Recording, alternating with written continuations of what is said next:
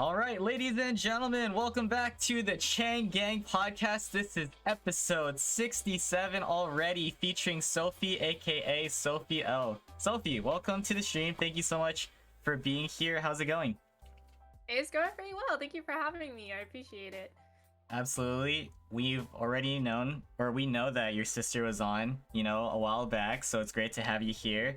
Thank you to everyone for also being here.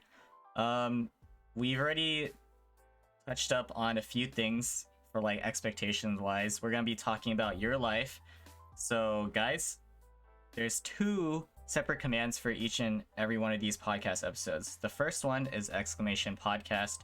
In short, it's just a way for me to get to know my friends on a more personal level, where they're going to be talking about their life experiences, whatever they want, at their own pace. And secondly, we have exclamation guest, which is a direct link to Sophie's Twitch channel. She's a fellow streamer, amazing, awesome. We haven't known each other for too long, but that's why I have like podcasts like these. We're gonna learn more. So yeah, thank you for being here. For a while, but we've never actually like hung out together. Yes, exactly. So we're gonna jump right into it. Let's start off with a brief introduction about yourself, including some of your hobbies and interests. Okay.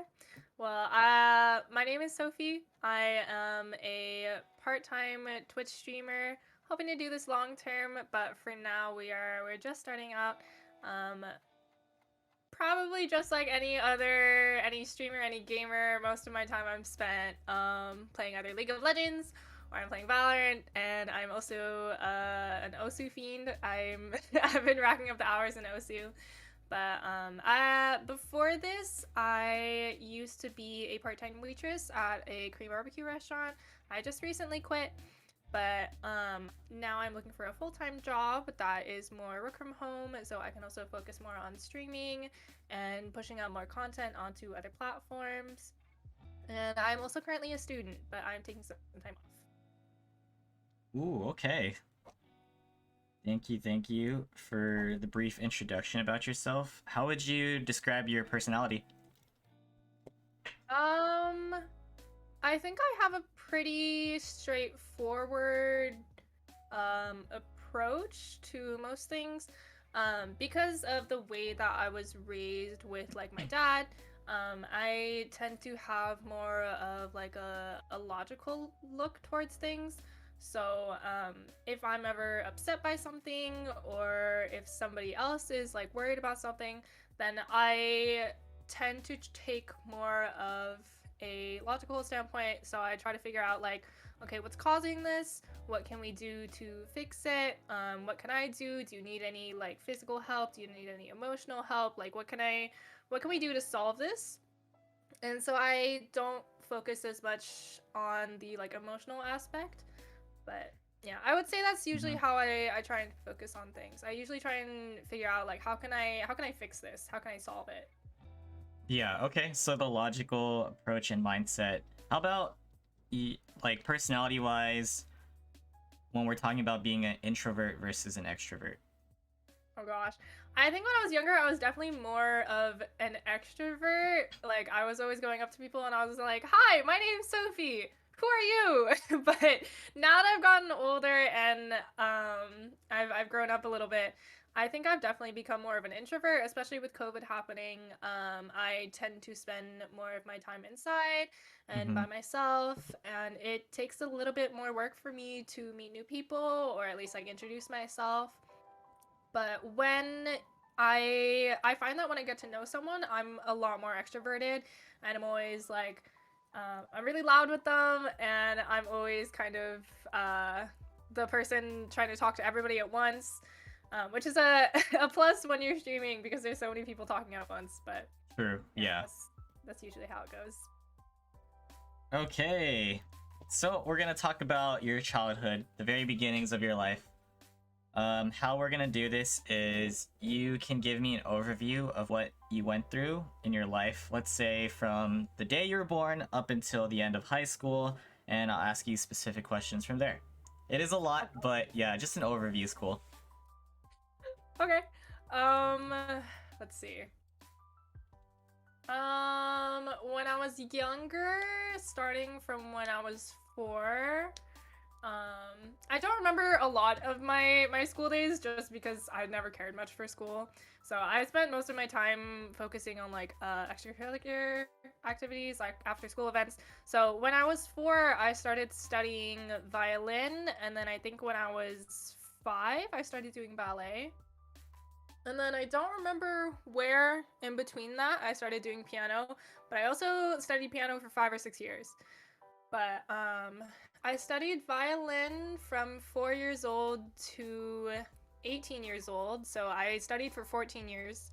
And I did Mhm. ballet for 10 years. So that was most of my childhood memories, was just taking time to go to lessons or practice or going to concerts, going to shows and performing. Um, let's see. Um, I know Rachel, she went to private school actually. All of my siblings went to private school, but I was the only kid who didn't. I'm the youngest. So, Mhm. when I was in second grade, I got put into public school. And I was in public school until I graduated. But I would say that definitely gave me a different experience than a lot of my siblings. Like Rachel told you, she one of our sisters who also streams, she got bullied, and they had a very different experience growing up in private school because of the way that they were taught and the things that they were taught. And so I've always kind of struggled to like relate to them, at least on that aspect, because they're like, oh, do you remember like when this, or do you remember this teacher? And I'm like, no, I don't. I never went there. Uh, Yeah, but I did go to public school for all of my schooling, and it was a very eye-opening experience, just because of the amount of people that, like, the amount of different people that you get while you're going to public school. So I met people from all kinds of walks of life, all kinds of backgrounds, and it was interesting getting to know people. Like, just today I was scrolling through Instagram before this interview, and mhm. I saw one of my friends posting, and she was like, oh, like, I have this music thing coming up. And it's just interesting to see how everybody, branches out to different pathways. Like, you can all be together at the same school, but that doesn't necessarily mean that you're all going to end up in the same kind of place. Like, one person's going to be working a corporate job, the other person's going to be making music for their lifetime.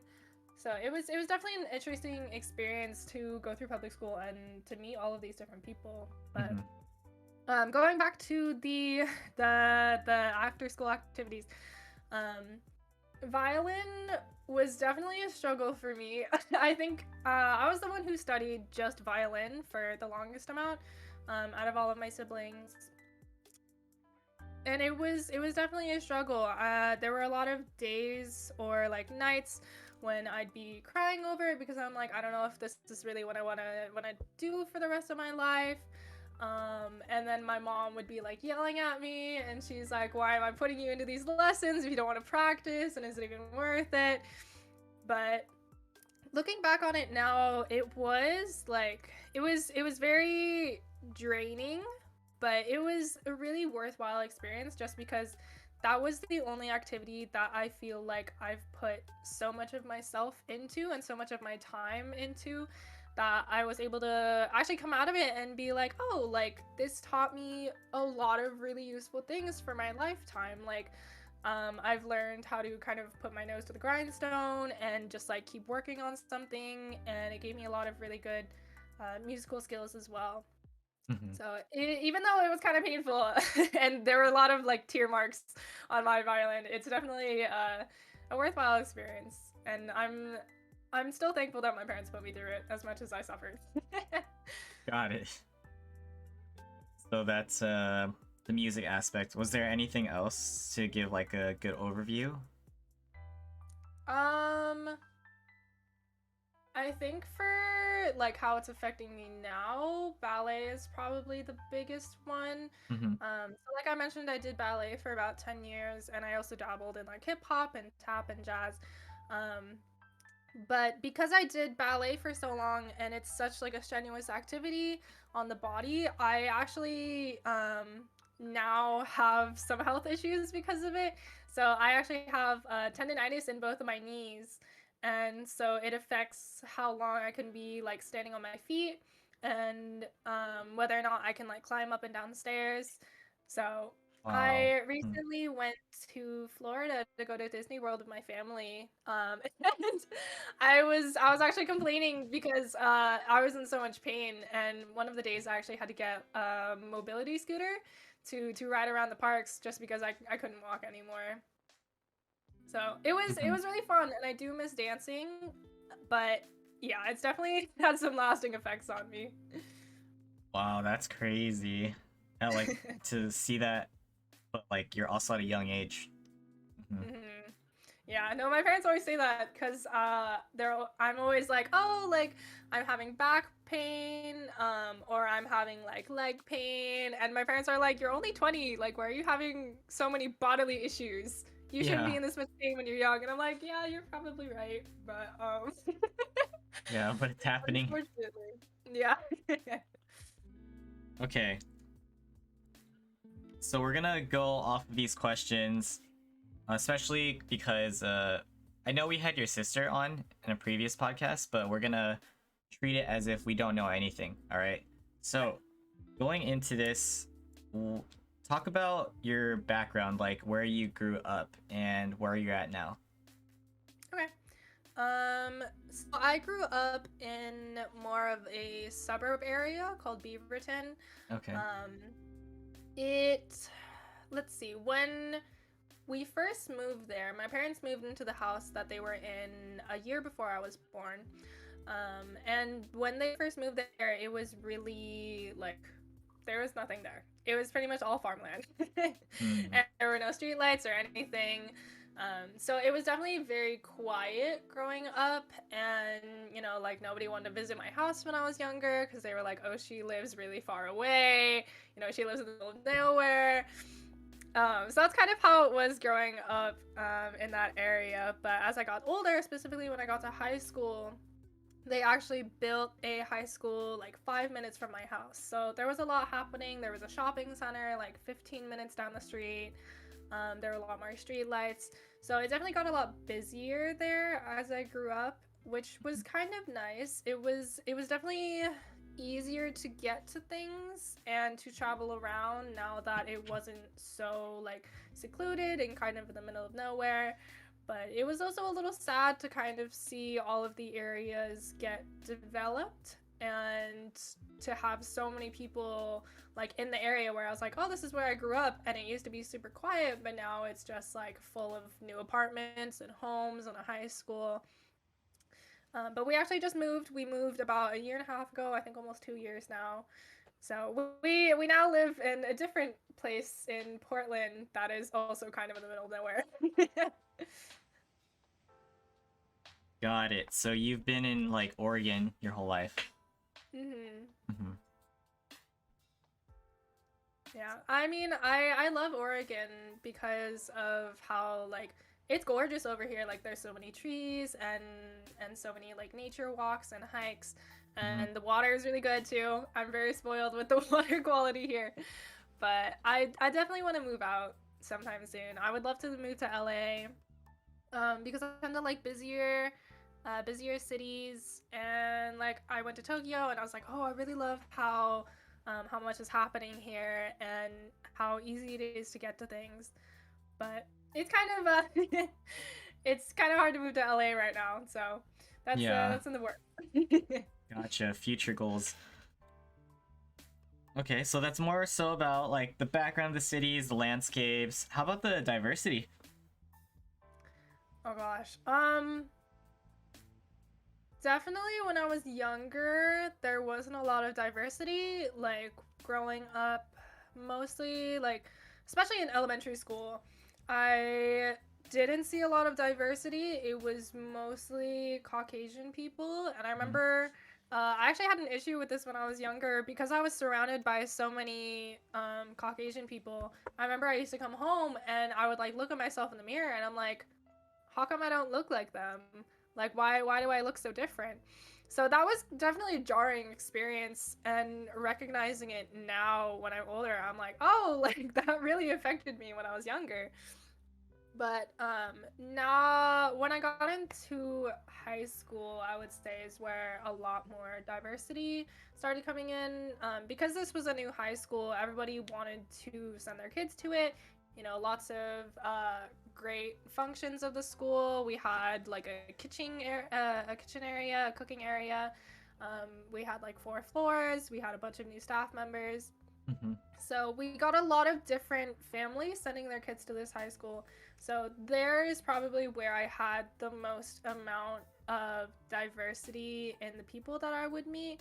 So I definitely kind of found my niche, and I felt a lot more seen because there were a lot more Asian people, a lot more people that I could kind of recognize and familiarize myself with, which was definitely a lot more comforting of an experience, Mm-hmm. especially as you're getting older. Yeah. So at home, what is like the primary language spoken, or did you grow up with anything? So my parents only really speak English at home. Okay. My mom is a polyglot. She can speak a lot of different languages. She's from Malaysia. Mm-hmm. She moved to Canada when she was 11, and then she came to Oregon for college. So she speaks Hakka. She also speaks both Cantonese and what's the other one? Mandarin? Yes, Mm-hmm. sorry. No, it's She okay. speaks both Cantonese and Mandarin. She also speaks some French and a little bit of Spanish, and she is also fluent in English. So she speaks a lot of different languages. But I I think I actually don't really know why they didn't ever speak a different language at home. I know that my mom was always really comfortable speaking Malay, but my dad doesn't speak any, so that might be why. And my Mm-hmm. dad is like fourth generation, so he is mostly fluent in English. He does speak a little bit of Cantonese and Mandarin, but definitely not as much, which is probably the reason why we only spoke English growing up at home. Yeah. I always get teased about it by like my cousins or some of my other family members, but I am currently the only one out of the family who doesn't speak anything besides English. Mm-hmm. Like my siblings all took secondary language classes either in high school or in college. Like Rachel and my brother, they took Mandarin when they were in high school, and then my other sister Katie took Mandarin and Cantonese when she was in college.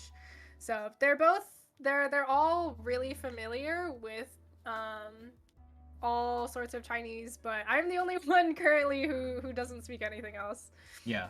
which is kind of a shame. I would like to, but I just never had the opportunity. Like we didn't have any um, Chinese classes in high school, and I think my college does offer it, but I'm just never in classes long enough to actually like stay and be able to absorb a lot of the material, just because like I'll take terms off or I'll take semesters off. So Yeah.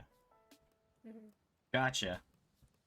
Okay, so with that being said, what was your relationship like with your parents and your siblings back then versus now? Hmm. Let's start with the easier one. So Okay. my siblings, my siblings, I definitely get along with better now than I did in the past.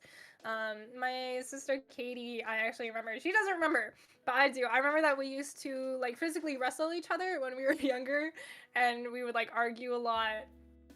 Um, and we definitely have gotten better as we grew up. But I remember when I was younger, Rachel, what's your relationship with your sisters? Uh, But definitely when we were younger, myself and Katie, we struggled, I think, just because we had like 4 years between us. So it okay. wasn't very easy to relate to each other. Mm-hmm. Um, so I definitely think that since we've gotten older and it's just myself and her in the house, plus our parents, then we started to rely on each other a little bit, and we've gotten a lot closer, which is nice. It's nice to have a friend at home. Mm-hmm. And with Rachel, my I don't know, our relationship was never really bad. We just didn't really talk that much growing up. I mean, like, there's about 5.5 to 6 years between us, so it was even harder to try and make friends with her when we were younger. I do remember us spending time together, but it's all just kind of blurry. But currently, I think we have a really good relationship. We rely on each other for like gaming. We got a tattoo together. We talk about streaming together. So that's nice. She lets me stay at her house when I'm visiting California. Mm-hmm. Yeah. So it's definitely nice to have built a friendship with my sisters now when I'm older. Because even if you don't have it when you're younger, I feel like it's more important to have a relationship when you're adults rather than children. Yeah. And then I do have a brother. He's 9 years older than me. So we didn't really grow up together. He currently lives across the country. So I don't see him very often. I see him about twice a year. But I mean, I think we're on friendly terms. We're on like civil terms. Mm-hmm. We've never really fought or anything. He actually got me speakers for my birthday because he noticed that I didn't have any speakers for my PC. So that was nice. And he supports all of our streaming careers, which is very kind of him. Um, I wouldn't say I'm definitely not as close to him as I am with my sisters, but I mean, I think it's okay. I believe Mm-hmm. that there will be more time for us to kind of reprimand that when we're older. Yeah. Repair that. That's not the right word. Like build something more. hmm Mm-hmm. Okay.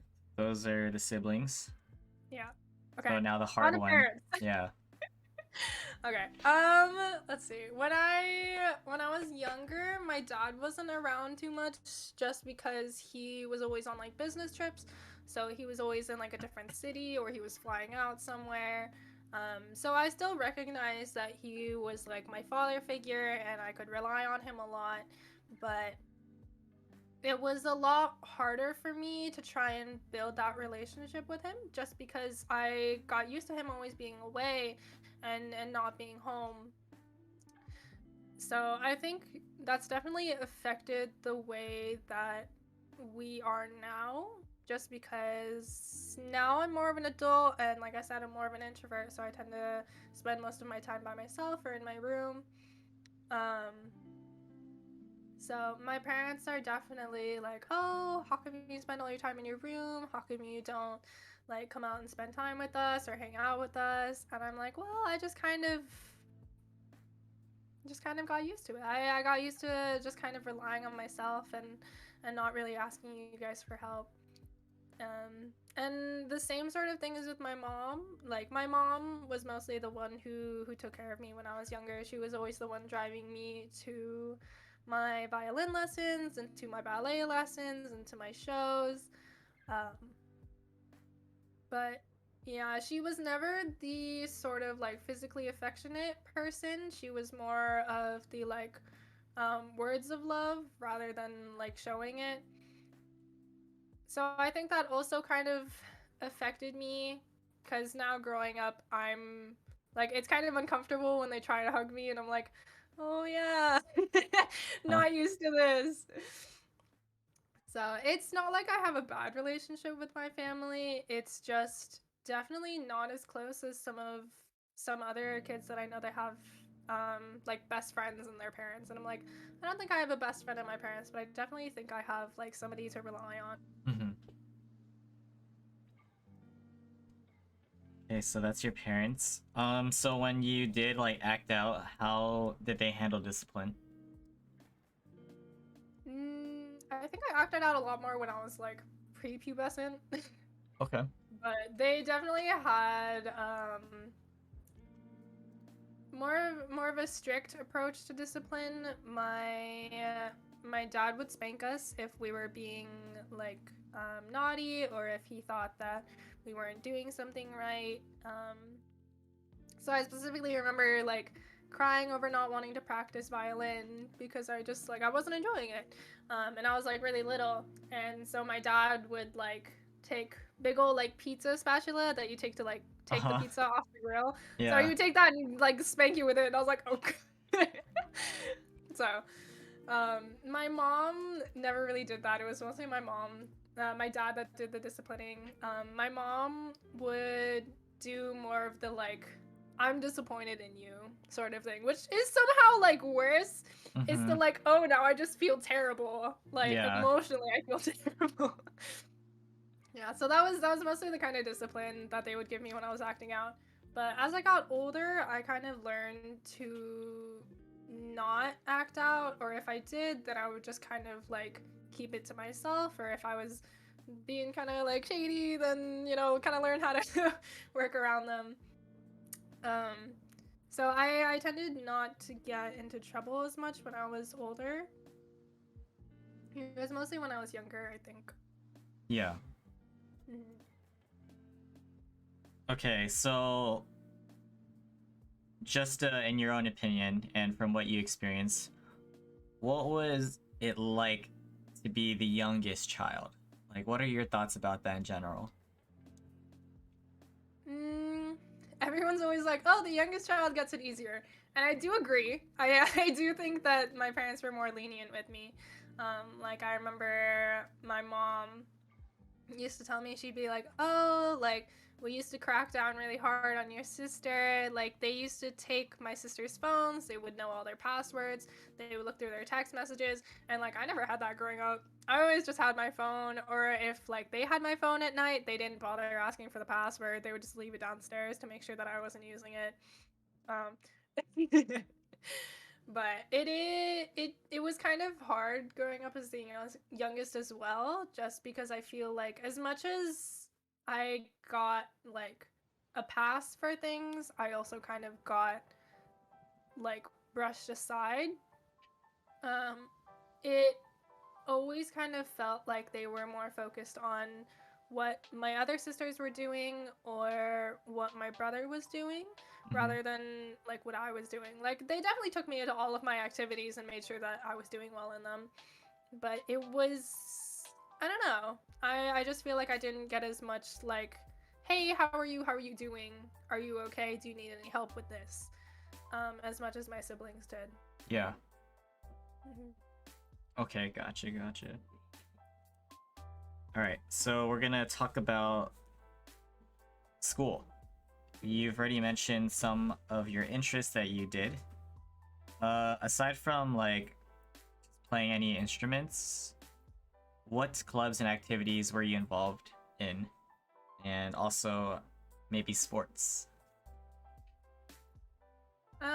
So I never really did sports just because I was in ballet for so long, and Mm-hmm. both ballet and violin took up the majority of my time, so I never really had any time to do anything else.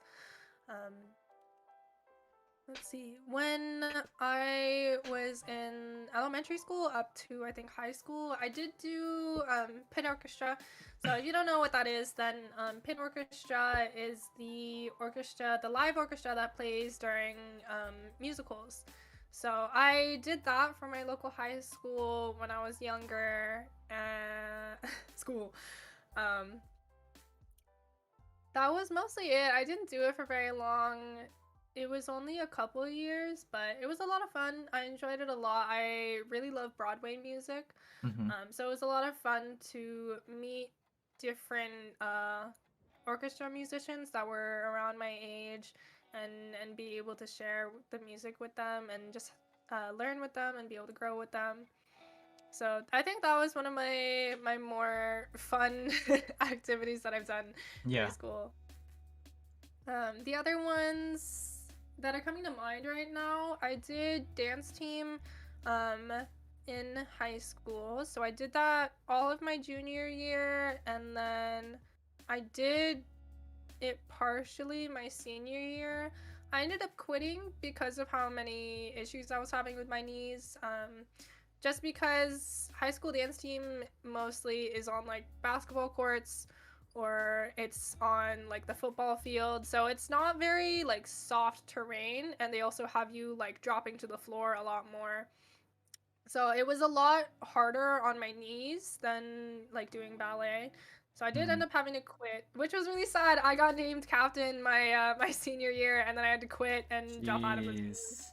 Yeah. Yeah. So I miss the girls a lot, and I miss dancing a lot, but it was definitely better better for my health.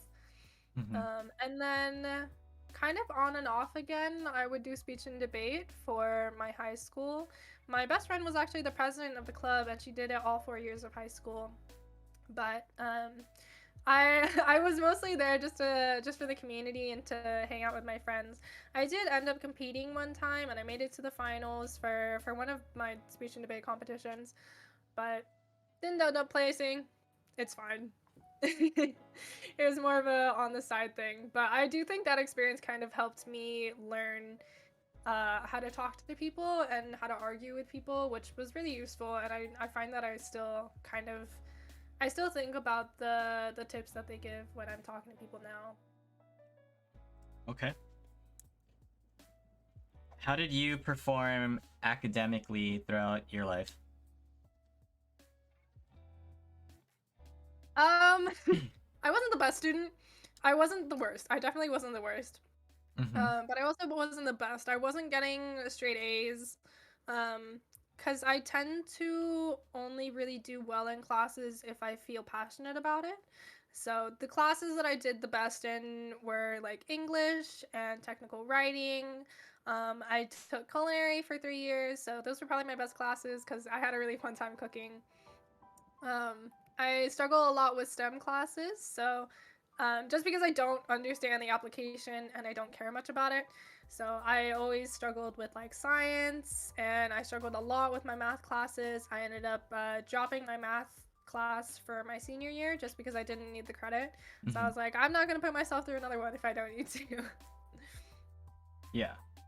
Yeah. So I tend to thrive more in like English and cooking and culinary rather than in STEM.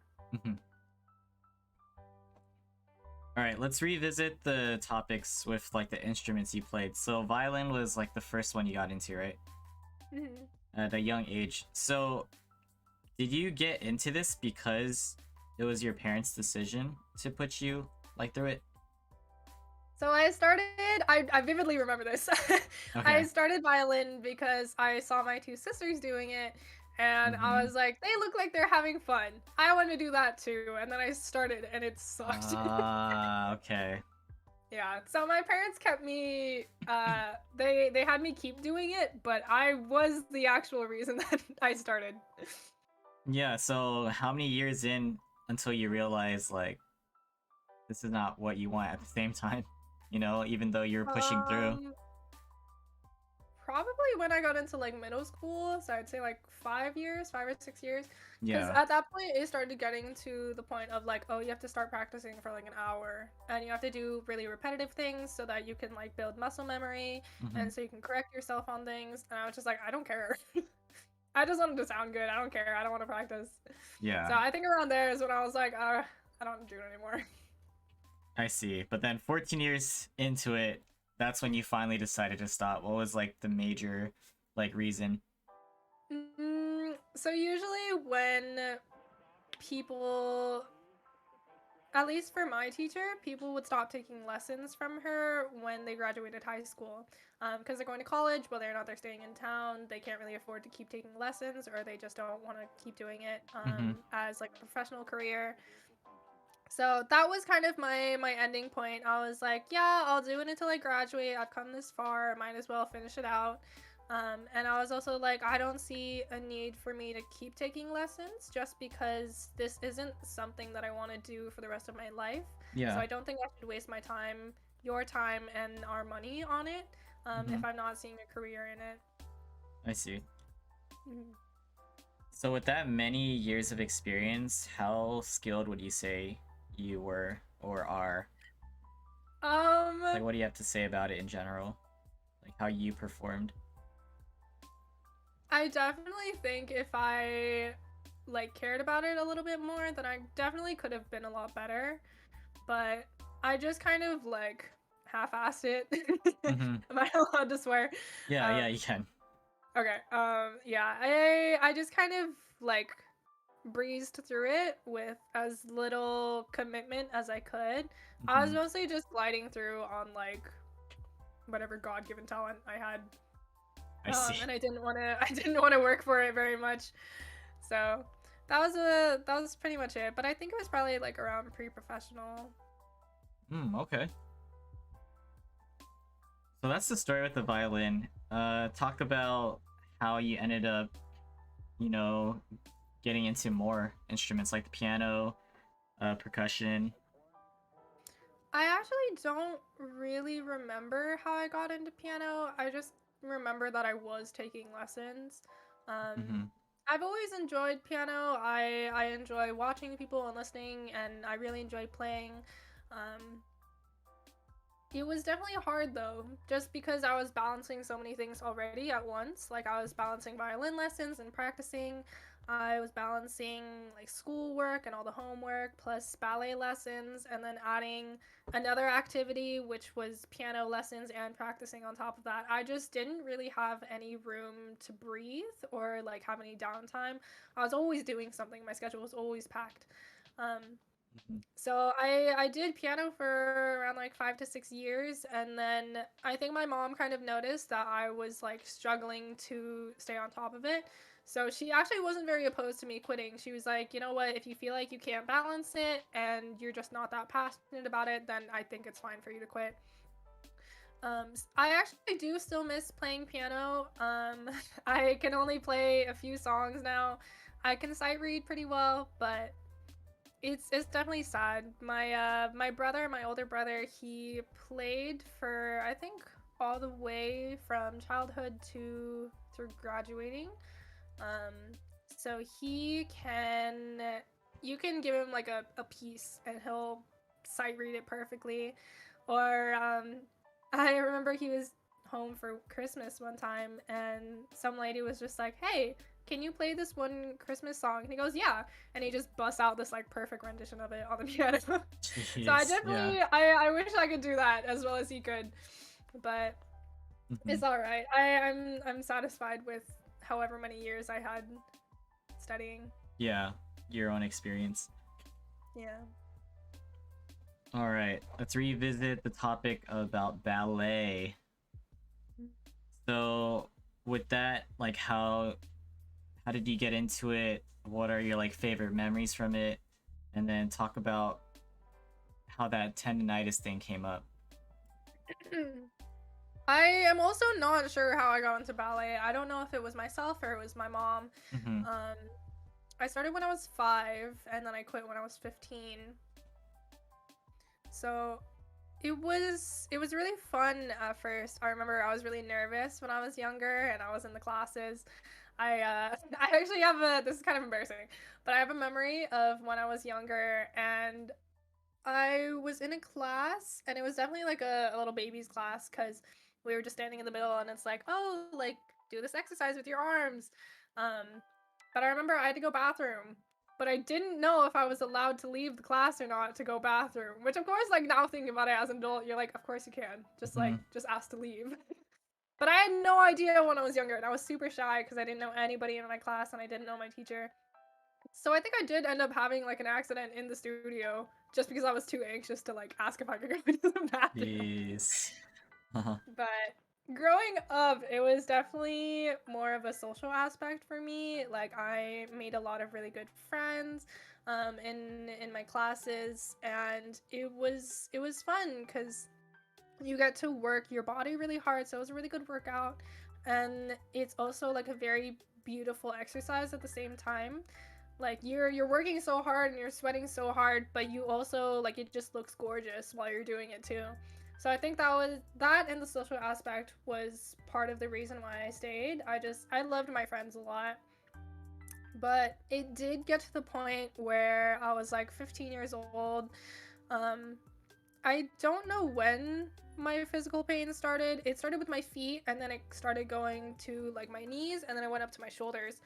Wow, Just because of shoulders. like the arm exercises you're holding for so long, it starts to affect you, and like there's so much jumping and there's a lot of pressure on your knees and you're always on your feet, and I have really flat feet. Mhm. So being on my feet for that long and putting that much weight and pressure on them was definitely really really wearing on me. So I do remember for a few years like complaining to my teacher, and I was like, oh, my feet really hurt, and I remember always rolling out my muscles and trying to make them feel better. But I do remember my teacher at one point, she was like trying to get me to finish an exercise, and she was like, I know your feet hurt, but just do it anyway. And I was like, okay. um but yeah, when I was 15, I started doing an orchestra that Rachel was also in. It was a youth orchestra for kids who were in Oregon and Washington. And it was really competitive. It was super cutthroat. Just because this was like a super serious orchestra where all the kids are like really talented, and these kids practice for like 4 hours a day and they really take it seriously. So it was definitely a lot of time commitment. So when you get older in the ballet scene, you're there pretty much every single day. By the time I was 15, I was in the studio for like 6 days a week, which Mhm. didn't, yeah, which didn't match my schedule of the orchestra because they wanted me at both activities at the same time, and there was not really a way around it. Um, so I ended up having to make a decision between the two of them. They were like, look, we need you either at these rehearsals for the orchestra, like these many days a week, or you're out.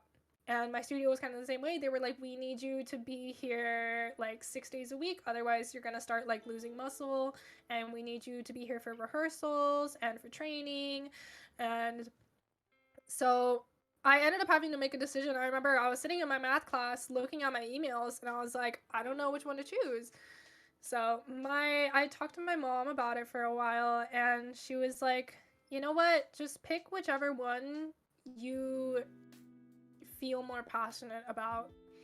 And by that time, I was already having so many like pains with my body, and I was doing a lot better in music than I was in ballet. So I was like, you know what? I'll pick the music option, just because I think I'll have more fun with it. And I did have a lot Mhm. of fun. I made a lot of friends, and I had a lot of really cool experiences. And the moments that I had on stage playing with the orchestra, I wouldn't trade for anything. But it is a little sad to have had to pick between the two of them. And I remember, because the teacher who was having me pick between the two of them, she was actually the owner of the studio, and she's like this little old French lady who's been running the studio forever. So I don't think she expected me to quit ballet. I think she expected me to keep doing it. So Yeah. I remember, I went in one day with my mom, and I had a conversation with my teacher, and I was like, I'm really sorry. Like, I'm very thankful for all of the experiences that you guys have given me. Like, I've learned so much, and I've had so much fun being here.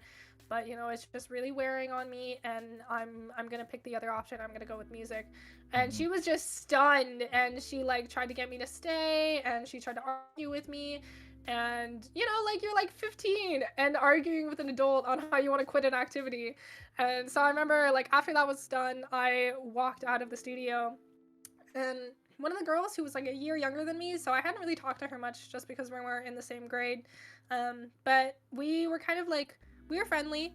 But this was probably the first like full conversation I had ever had with her, and she like hugged me for a really long time, and she was like, you know what, it's okay, you made your own decision, and this studio is going to be fine without you. Like, we're going to miss you, obviously, but this is your decision, it's your life. Don't let her make you feel bad for what you think you should do and what is best for you. And I'm really proud of you. And I just like sobbed in this girl's arms. I like Mhm. didn't know her at all, but I was so thankful that she was there, because she just made me feel so much more confident about the choice that I had made. And it was definitely nice to have a friend there, even if I didn't really know her. I definitely think we became Yeah. friends after. Wow. Yeah, it was definitely an emotional roller coaster going through ballet, but it was fun. Mm-hmm. That's huge. Like 14, 15-year-olds too. I know, going through that much like emotional trauma and Huh. that many burdens when you're like 15 and you're like, oh my god, what is going on? Huge decisions. Yeah, right? All right, so that was the ballet talk. All right. Just to be clear, based on what you said earlier about being the only one to go to a public school, so the main reason why is because of the experiences your sisters went through. Is that it? The reason I went to a public school instead of private. Yeah, like because something happened with I don't the know if that bullying was thing. the actual reason. I think it could be part of it, Okay. but my parents did actually ask me when I was younger. They were like, "Oh, do you want to go to a public school or do you want to go to a private school?" And I was like, "I'd rather go to public school. Like it just sounds a lot cooler. Like everyone that I know is going to public school, so you know, like I'd rather go to public school instead of private." Yeah. Okay. All right. So this next topic about school. Have you ever encountered any form of bullying yourself? I have not, at least not that I can remember.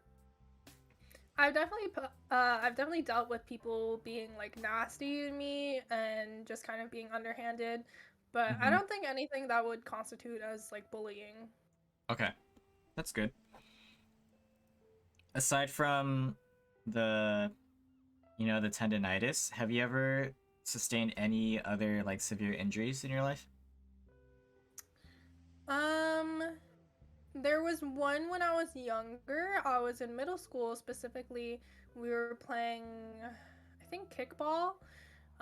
So we were inside, and for the like bases for kickball, they had these like mats up. Mm-hmm. Um, so I remember I was specifically going from like from first to second base, and I was running, and I ended up like sliding into it, but instead of like sliding smoothly on my ankle, my ankle like rolled under my leg, Oh, and so my body like landed on top of my ankle while it was like at a super terrible angle, and I yeah. remember hearing a pop, and I was laying there, and everyone's like laughing just because I like fell into the base, and then I didn't move, and then it just gets really quiet in the gym, and everyone like comes over and they're like, "Are you okay?" And I'm just like bawling, and I'm just like crying so hard, and everyone's like, Mm-hmm. "Oh God, what happened?" Um, so when I was in middle school, I sprained my ankle. It was only a sprained ankle. It was pretty bad, but nothing broken, That's thankfully. good. Mm-hmm. But that was probably my first big like major injury. I was on crutches for I think a month or two, and then I had to go to PT. So Mm-hmm. it was cool, I guess. I'd never had a big injury before, and a lot of my friends were like athletes, so they were like, "Oh yeah, I broke my arm," or like I broke my leg, and I'd never been through that before. So I was like, "Oh, like this is what it's Mm-hmm. like." Got a taste of it. Yeah.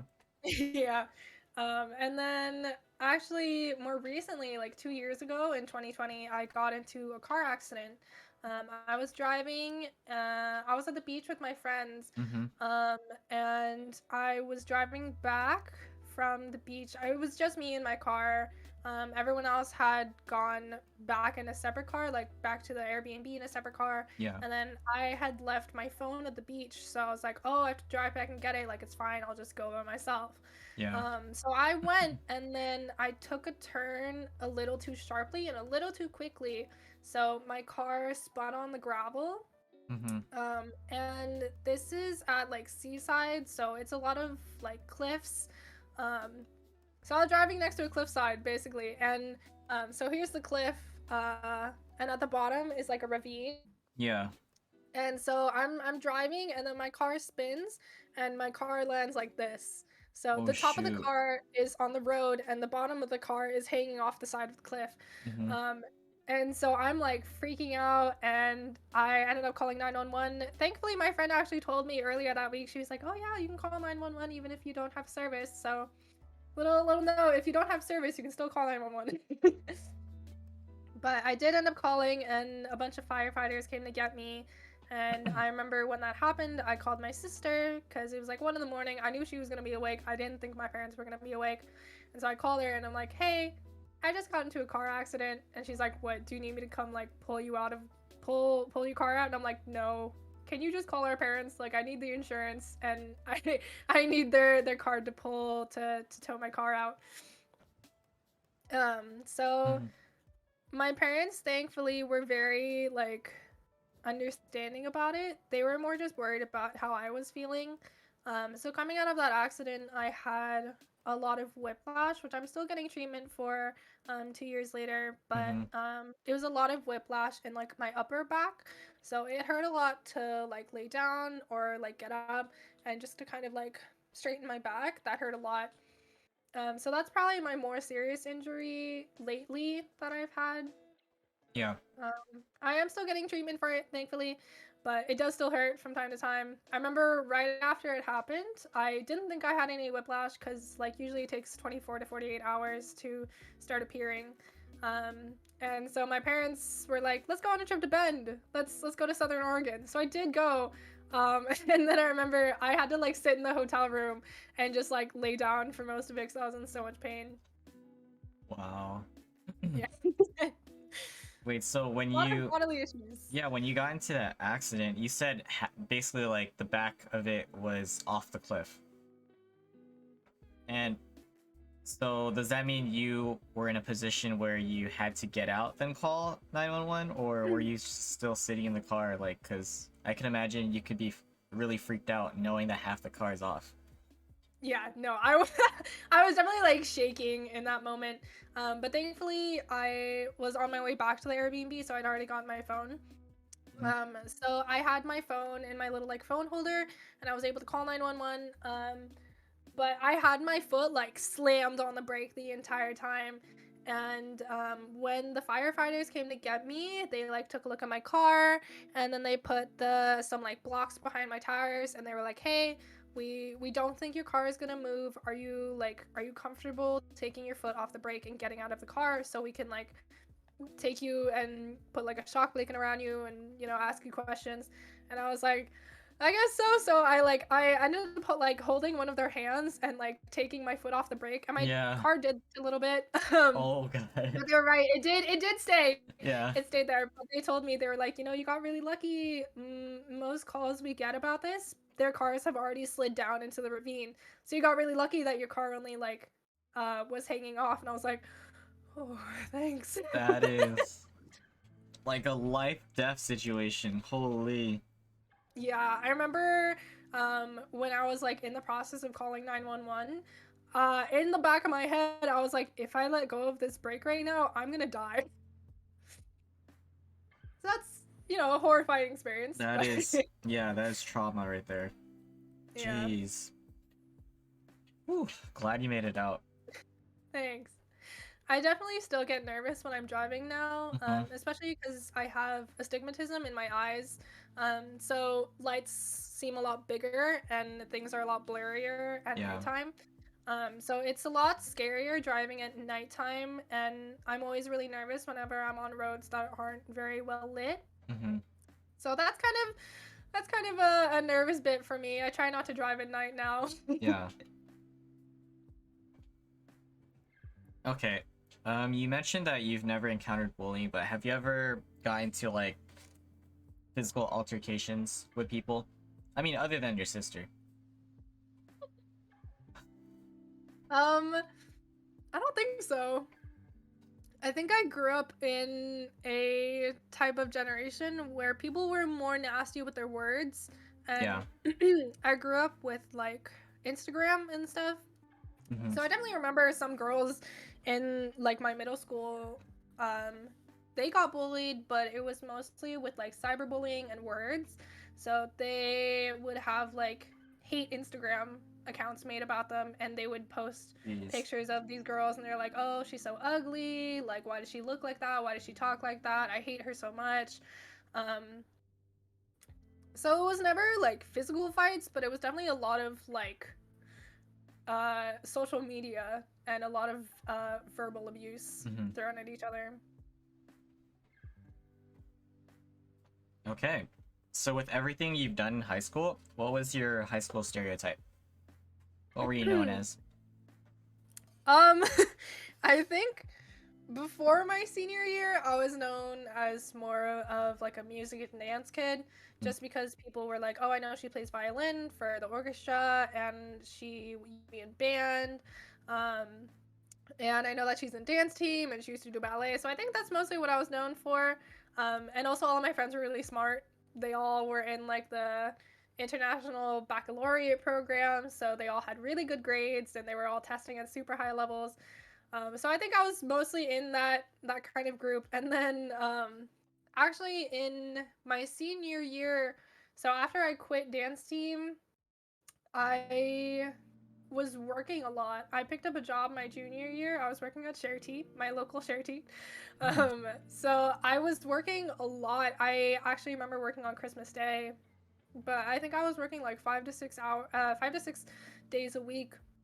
So my senior year, I was really burnt out and I was really tired, especially trying to keep up with all of my classes. So I think by my senior year, I had become known as the girl who sleeps in all of her classes. Because I would sleep through a ton of my classes. I would have like a finance class, like 3 days a week, and then I would have like a tutoring class where I tutor kids if they need it, 2 days a week. So those were classes that I would like nap through, but all of my teachers were fine with it. Like the finance teacher, he like didn't care because I was still getting good grades. All of the tests were really easy, so I don't think he cared that I slept through his classes. And then my tutoring teacher, she never said anything except for like one time when I was like sleeping, and she like came up to ask me to like talk to one of the kids, and she's like, "Oh, I'm so sorry, did I wake you up?" And I was like, "You're not mad at me? You're not mad at me for sleeping?" What a response, So, yeah. So I think my senior year, I became known as one of the people who just sleeps through their classes, because by that point we were doing like yearbook stuff, and what are they called? The like the names that they put in the yearbook for you, where it's like Like class the clown. most, yeah. Yeah, I was Forgot. nominated to be one of the people who's always sleeping through class. I didn't win it, but I was nominated. Like, cool. That's what I'm known for now. Yeah. All right, that's your stereotype. Superlatives, yes, thank you. So, random question, but relative to high school. Did you go to your prom or homecoming?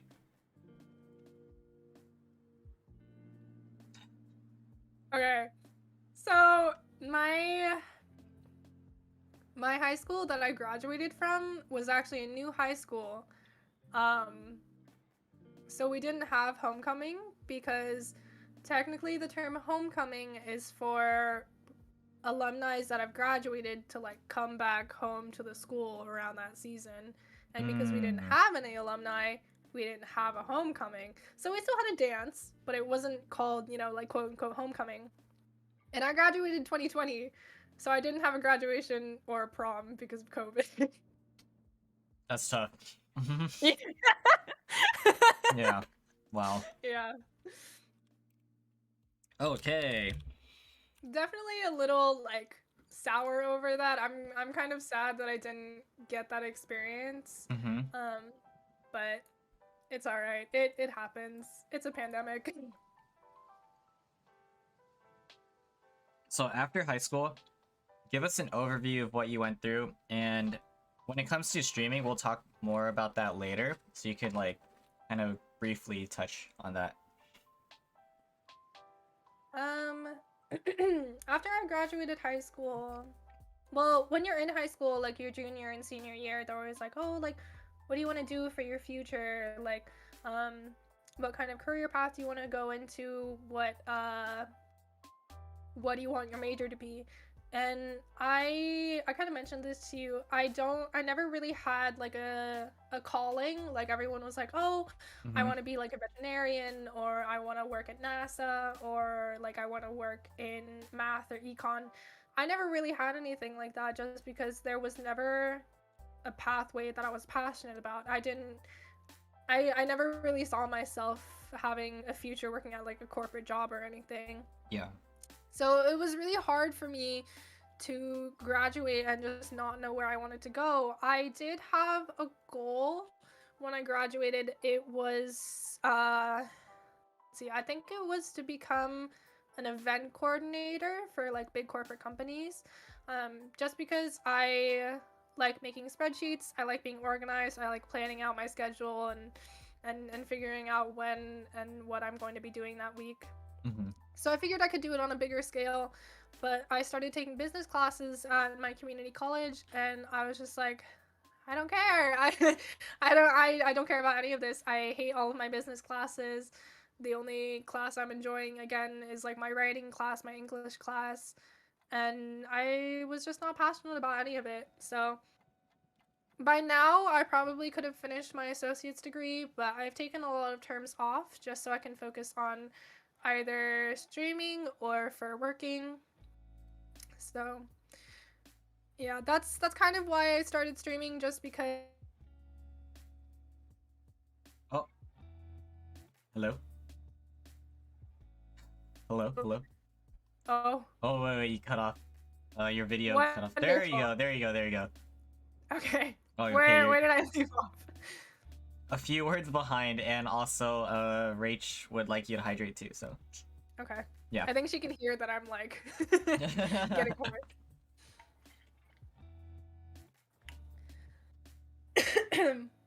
Yeah, Annie's right. My internet sucks. All good. Continuing the overview of your life, because you mentioned that you didn't have a calling, and being an event coordinator was something, at least a thought. So Yeah. So when I got into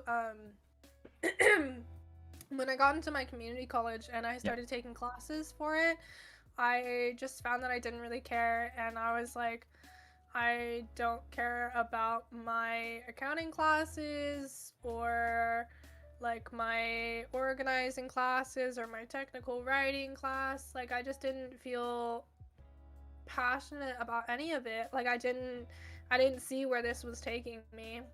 mm-hmm. So by now I probably could have finished my associates, but I've taken several terms off from school just so that I can focus on working and streaming.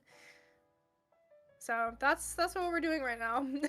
I'm trying to get a full-time job currently, but I only have a high school diploma.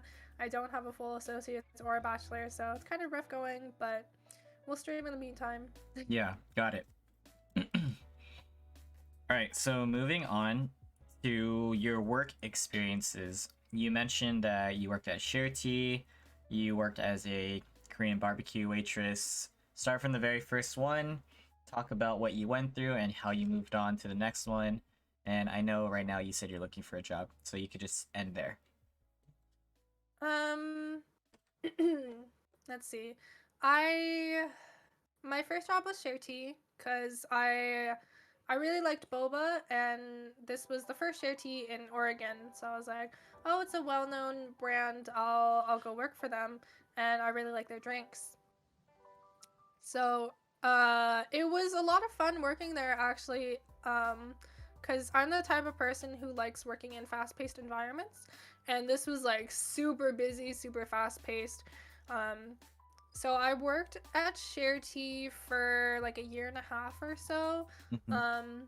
And I probably would have kept working there. The only thing was that the environment got really toxic. Like my coworkers actually started turning on each other, and the Okay. friends that I had made in them in the beginning when I first got hired was just non-existent. Like they were like being really shady in group chats and like calling me out for things that they really didn't need to, or like could have an individual conversation with me about. I see. And as much as I loved the friends that I still had there, it wasn't worth it to keep putting myself through um, working there. So I ended up quitting, and I think they had known for a while that I was gonna quit because I was getting back on my shifts, and I mean, they could tell that like I wasn't really getting along with everyone at the shop anymore. Mhm. So they definitely weren't surprised by me quitting. But I still go back. I still see some of the people that I used to work with, and I'm still friends with some of them, which is nice. It was a really good experience. I learned how to work for a business. I learned how to work in a team, and how to properly do like customer service and how to take care of people. So after that, I was unemployed for a while, which was fine because I was focusing on school. But after I graduated and I started college, um, I really needed a job just because I had a car and I was trying to pay for insurance and gas money while unemployed. So I just didn't have any form of income.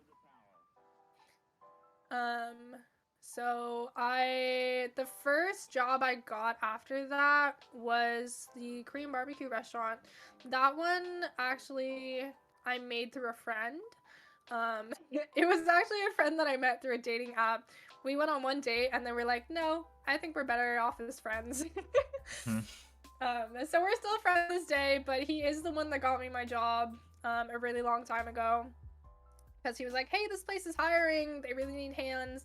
You know, I think you'd be a good fit." So I applied. I worked.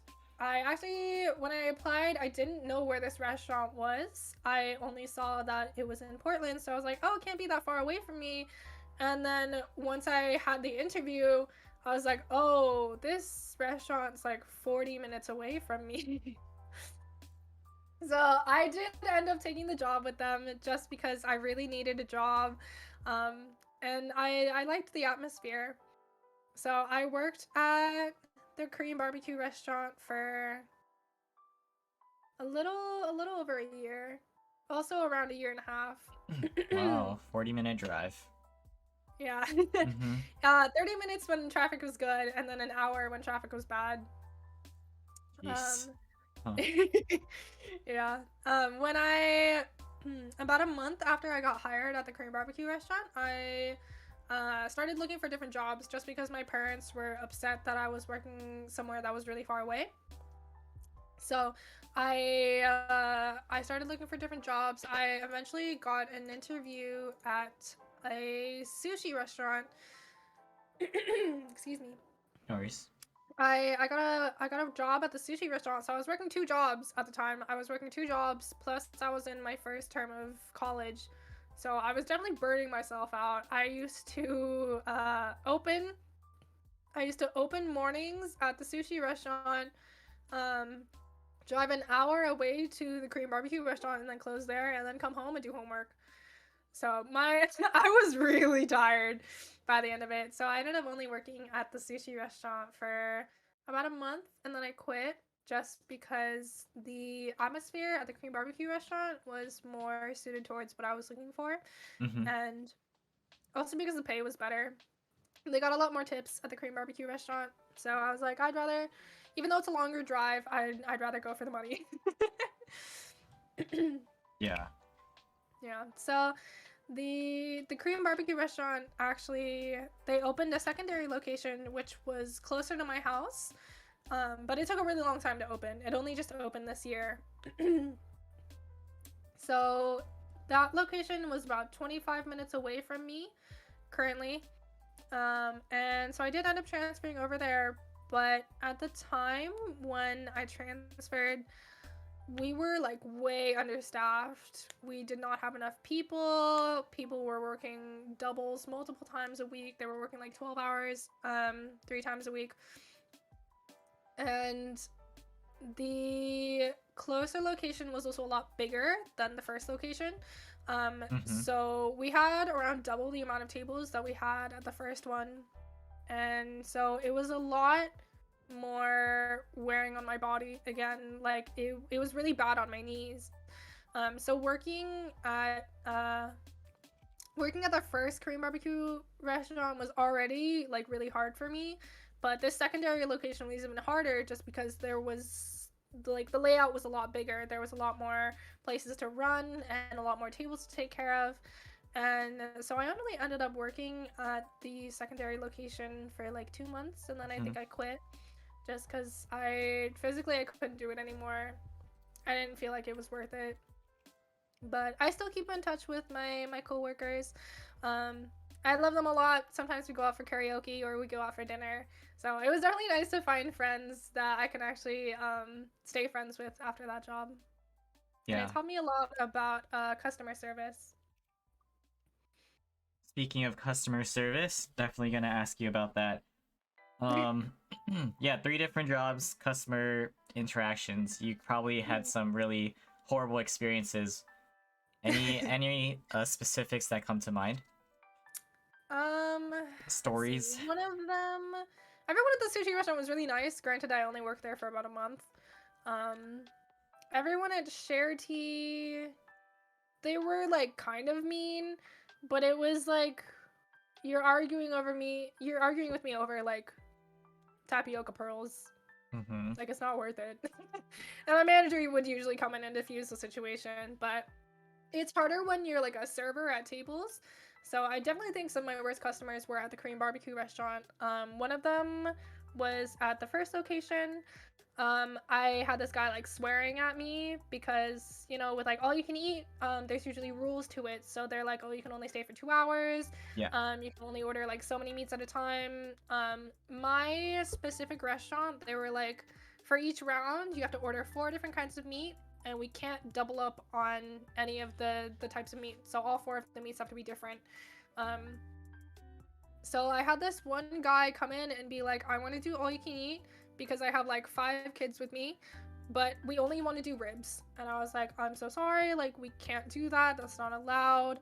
If you'd like, you can do the like separate meat plates where it's not all you can eat. It's a little bit more expensive, but you know, you get just as much meat and you don't have to do 4 at a time. And this guy was like, no, I want to do all you can eat. Like, what's wrong with you? Why are you going to make me order all of these different kinds of meats if I'm only going to eat this one? Like, I just want these effing ribs. You know, like, let me speak to your manager. And I was like, okay. Mm-hmm. So I went and got my manager and he told him the exact same thing. Yeah. Exact same thing. And then he Typical. goes, that's fine. We'll just order the individual meat plates. And I'm like, what? Like, why? Okay, fine, I guess. Had to hear it from a manager first. But the most recent one, which was actually my last day of working, which I do think was probably like the final straw for me because I had already been thinking about quitting this restaurant. Yeah. But at the secondary location, you know, obviously we were really understaffed, so we only had like 2 or 3 people running on the floor, Mm-hmm. and each person could only handle about 6 tables. So we had like myself, a different girl, and then we had the assistant manager. And the assistant manager is in charge of like making sure that everything in the back is running okay and that everything in the front is running okay. Yeah. So she was calling people on the wait list. She was crossing people off. She was refilling waters, refilling sides and rice.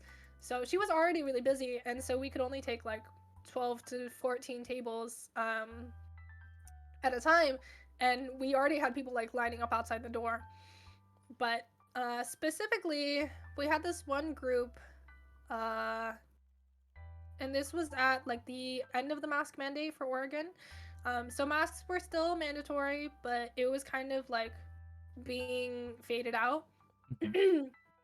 So we had this one group, and this guy came in and he didn't have a mask. So my assistant manager was like, hey, like, do you have a mask? Are you able to go get one? And he was like, no, don't you guys have any for me? And we were like, no, I mean, we have a box, but those are for employees. And we're on our last box. Like, are you able to go buy one from next door, or can you get a mask from your car? And he was like, no, if you're gonna ask, he said, quote, like, if you're gonna ask me to wear a mask, you have to give me one. And I was so mad already by that. I told my manager, I was like, you should have just kicked him out. But so she gave him a mask, and they got seated down, and you know, like, we're really busy, we're running around, and the way that we take your order, the way that we can tell to take your order, is when you're like not looking at your menu anymore and you're kind of like looking around. Yeah. So it's by like body language. So these guys weren't like doing any of that though. They still had their menus open. Some of them were still kind of looking down at the menu and talking to each other. And then the one guy who like didn't want to wear a mask, he was like looking up and around, And so one of the girls stopped me and she was like, "Hey, Sophie, can you go take his order? He says they're ready." And I was like, "Oh yeah, hang on." So I go over to their table and I'm like, "Hi guys, like what can I get for you? Sorry about the wait." And he goes, "Yeah, about time you came to my table. Nobody's been like effing helping us." And I was like, "Oh, like we're starting off strong with the attitude." So Yeah. I was like not having any of his attitude and I was like, if you're gonna keep talking to me like that, you can just get out. I don't need your table today. Nice. And he was like, "Well, nobody's been helping us. Like all of these utensils you gave us are dirty and you guys are just running around. You're not even helping people. Like you're just running around the restaurant." And I was like, we're taking checks. We're sitting people down. We're doing our job. Like we're taking orders. We're putting in orders. Like just because you don't actively see us doing something, you don't understand what we're doing, doesn't mean that we're doing nothing. We're super busy and we're understaffed. So if you're gonna keep giving me this attitude, you can go ahead and get out. And so he just looks at me and he's like, "I guess I'm just not gonna give you attitude then." And I'm like, "Yeah, you're not." So that was probably my worst customer to date.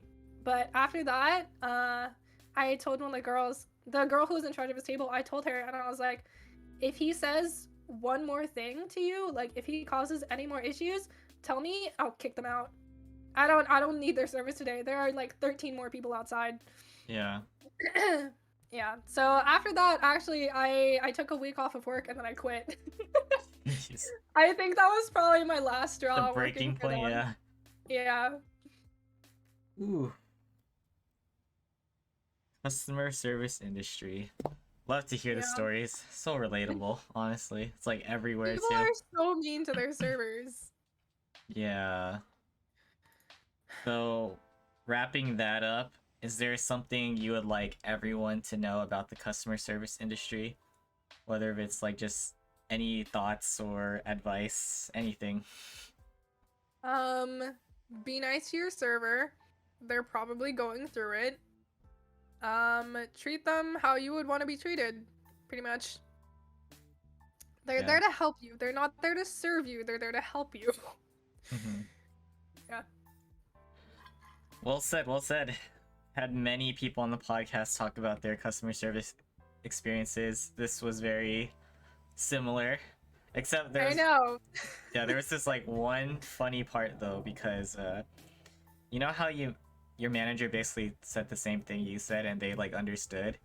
Yeah, Yeah. I had a friend who had the opportunity to say I am the manager Yeah, those when are they always the asked best for it. stories. Yeah. So I was just like, wow, made me really think about that. Yeah. People are ridiculous, honestly, especially when it comes to restaurants. Mhm. Okay. Do you need a break before we move on to the next topics? It's gonna be more so on Yes. your social life. Yeah, go for it. Go for it. I was gonna ask if I could get more water. Yeah, yeah, please, please do. Okay, I'll be right back. Of course, no worries. What's up, everybody? Hi, guys. Thanks for tuning in to Sophie's podcast episode.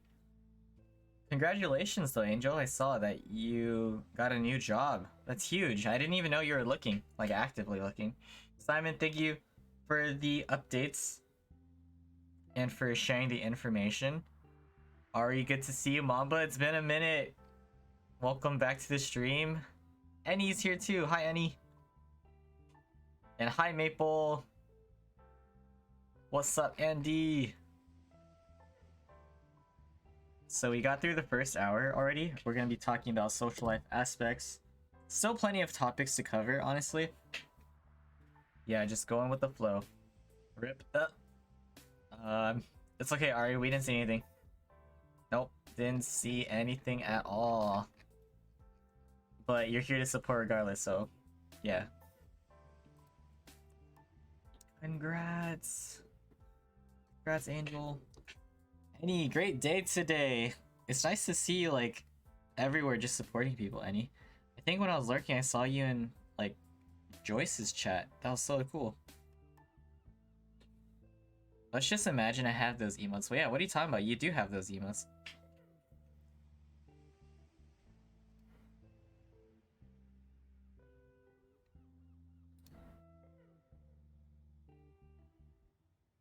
episode 67 today. Episode 68 tomorrow, guys. Okay, I stink from gym. I'll be back. Of course. Do what you gotta do, Ari. Appreciate you for the lurk. Dan, what's up, Dan? Good to see you again. Hope things are going smoothly so far within the group, the tourney group. Podcast is going well. We got the first hour done. Still going on. Jason, need a pee, BRB, of course. Thank you for lurky. See you soon. Wait, by any chance is anyone episode 69? Yeah, asking for a friend. Yeah, we do. I basically told Crystal that should be episode 69. Because that was like the only way she would kind of join. She would join, you know? No. Yeah, Crystal was on that wave. He knew. And then, yeah. What's up, Bubbles? Hello. Hello. Okay. Ready to continue? Yes. Alright, let's do it. Let's do it. So, we're gonna talk about social life aspects. Let's talk about any partying or raving experiences that you've had. What do you have to say about that? You could get into detail too. I have never gone to a rave before. I think they're really fun. I think they look really interesting. But I started getting into like EDM and rave music right before COVID started. So super timing. unlucky timing. Yeah. So as soon as I started looking at raves to go to and like outfits and friends to go with, everything started shutting down. Mhm. And now it's been like 2 years and they're starting to open back up, but I found that I just am not as interested anymore. Like I am not really in the EDM scene anymore. I still enjoy the music, but I don't really like go out of my way to listen to it. Yeah. So I still think it'd be fun to go with some friends, like go to festivals, go to Head in the Clouds or something, but I probably won't seek out going to raves as much as I might have when I was younger. Okay. And then for parties, I was definitely never really the party kid. I didn't really go to high school parties or college parties. And I think I had my like first taste of alcohol when I was like 18 in my senior year of high school. Yeah. So just because I didn't care much for it, especially based on my friend group, I was in the friend group where they would rather like play board games or have like a quiet movie night. Nice. Which was fine. I enjoyed that. So yeah, never really got into the partying scene, but I don't really regret it. I had a lot of fun with my friend group and the little activities that we did anyways. So speaking of your first experience when you were 18, what was it like? What did you drink and how did it go? Like your thoughts? I think my first drink was vodka, unfortunately. Okay. Yeah. I had like a couple of shots of vodka and then like some maybe like Coke or something to chase it. It's terrible. Tasted terrible. Also, as Rachel might have told you, we have really bad Asian flesh.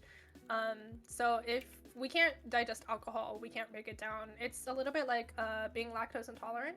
We don't have the enzyme to break down alcohol, so instead it just comes back up as a toxin. So, if we drink too much, then one, it'll definitely come back up. Two, you start breaking out in like hives, and your heart rate gets really high. So, I've drank here and there, but it's never really anything serious, just because it doesn't really taste good, and I don't enjoy the feeling of drinking. So, although you don't enjoy it, what would you consider as your favorite and least favorite? Least favorite is probably anything like strong, like vodka, tequila, Jack Daniels, etc. And I know everybody loves soju, but I can still taste the alcohol in soju, so like I'll drink it, but it's not my favorite. I think my favorite is probably like Seagrounds, which everyone considers to be like baby juice, because you can't taste the alcohol in it. And I've also heard that Midori sours are really good, but I've never tried one. Dory sours. Okay.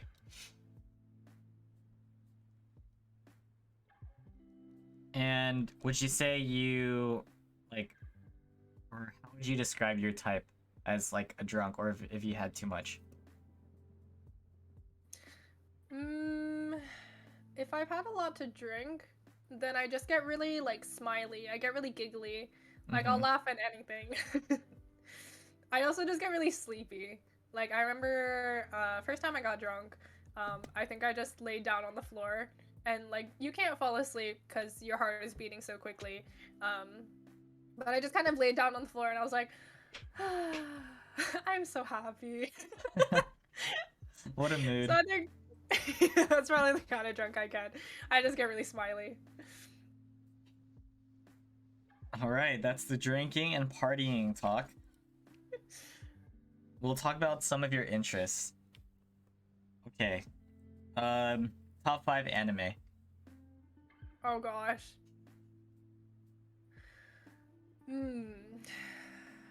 I don't watch a lot of anime. Mostly I read manga just because I can consume it at a faster rate. Mm-hmm. Okay.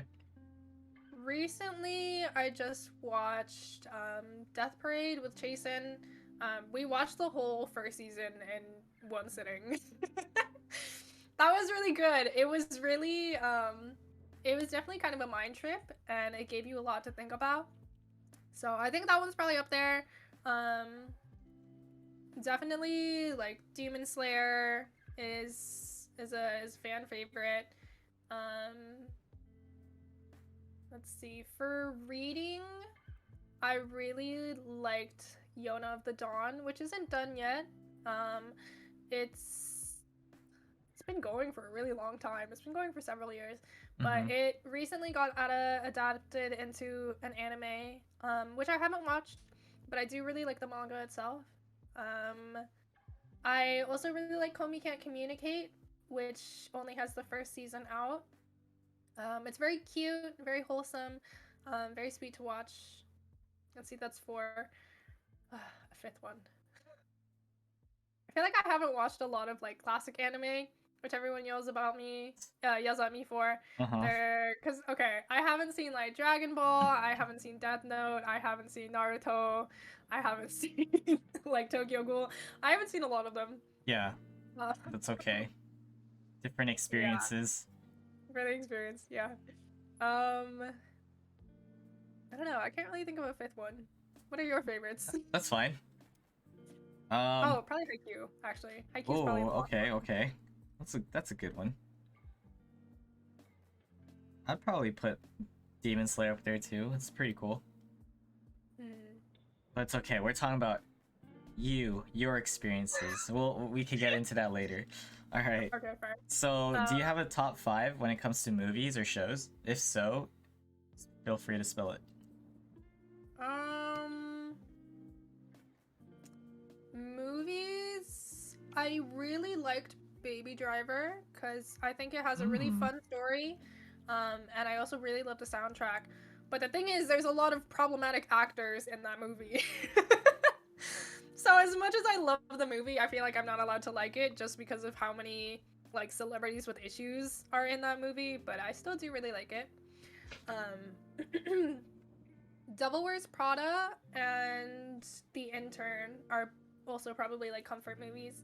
Um, The Intern, I don't know if you've seen it. It's about an older gentleman who's like retired Mm-hmm. and he gets really bored in his retirement. So he starts looking for a job and he becomes an intern at like a online commerce an e-commerce website. And it's just a really wholesome story. Devil Wears Prada is very well known. Um, Pretty old movie, but just the fashion is timeless. Anne Hathaway is gorgeous. Meryl Streep does an amazing job of being an absolute terror. um, so those are probably my favorite movies.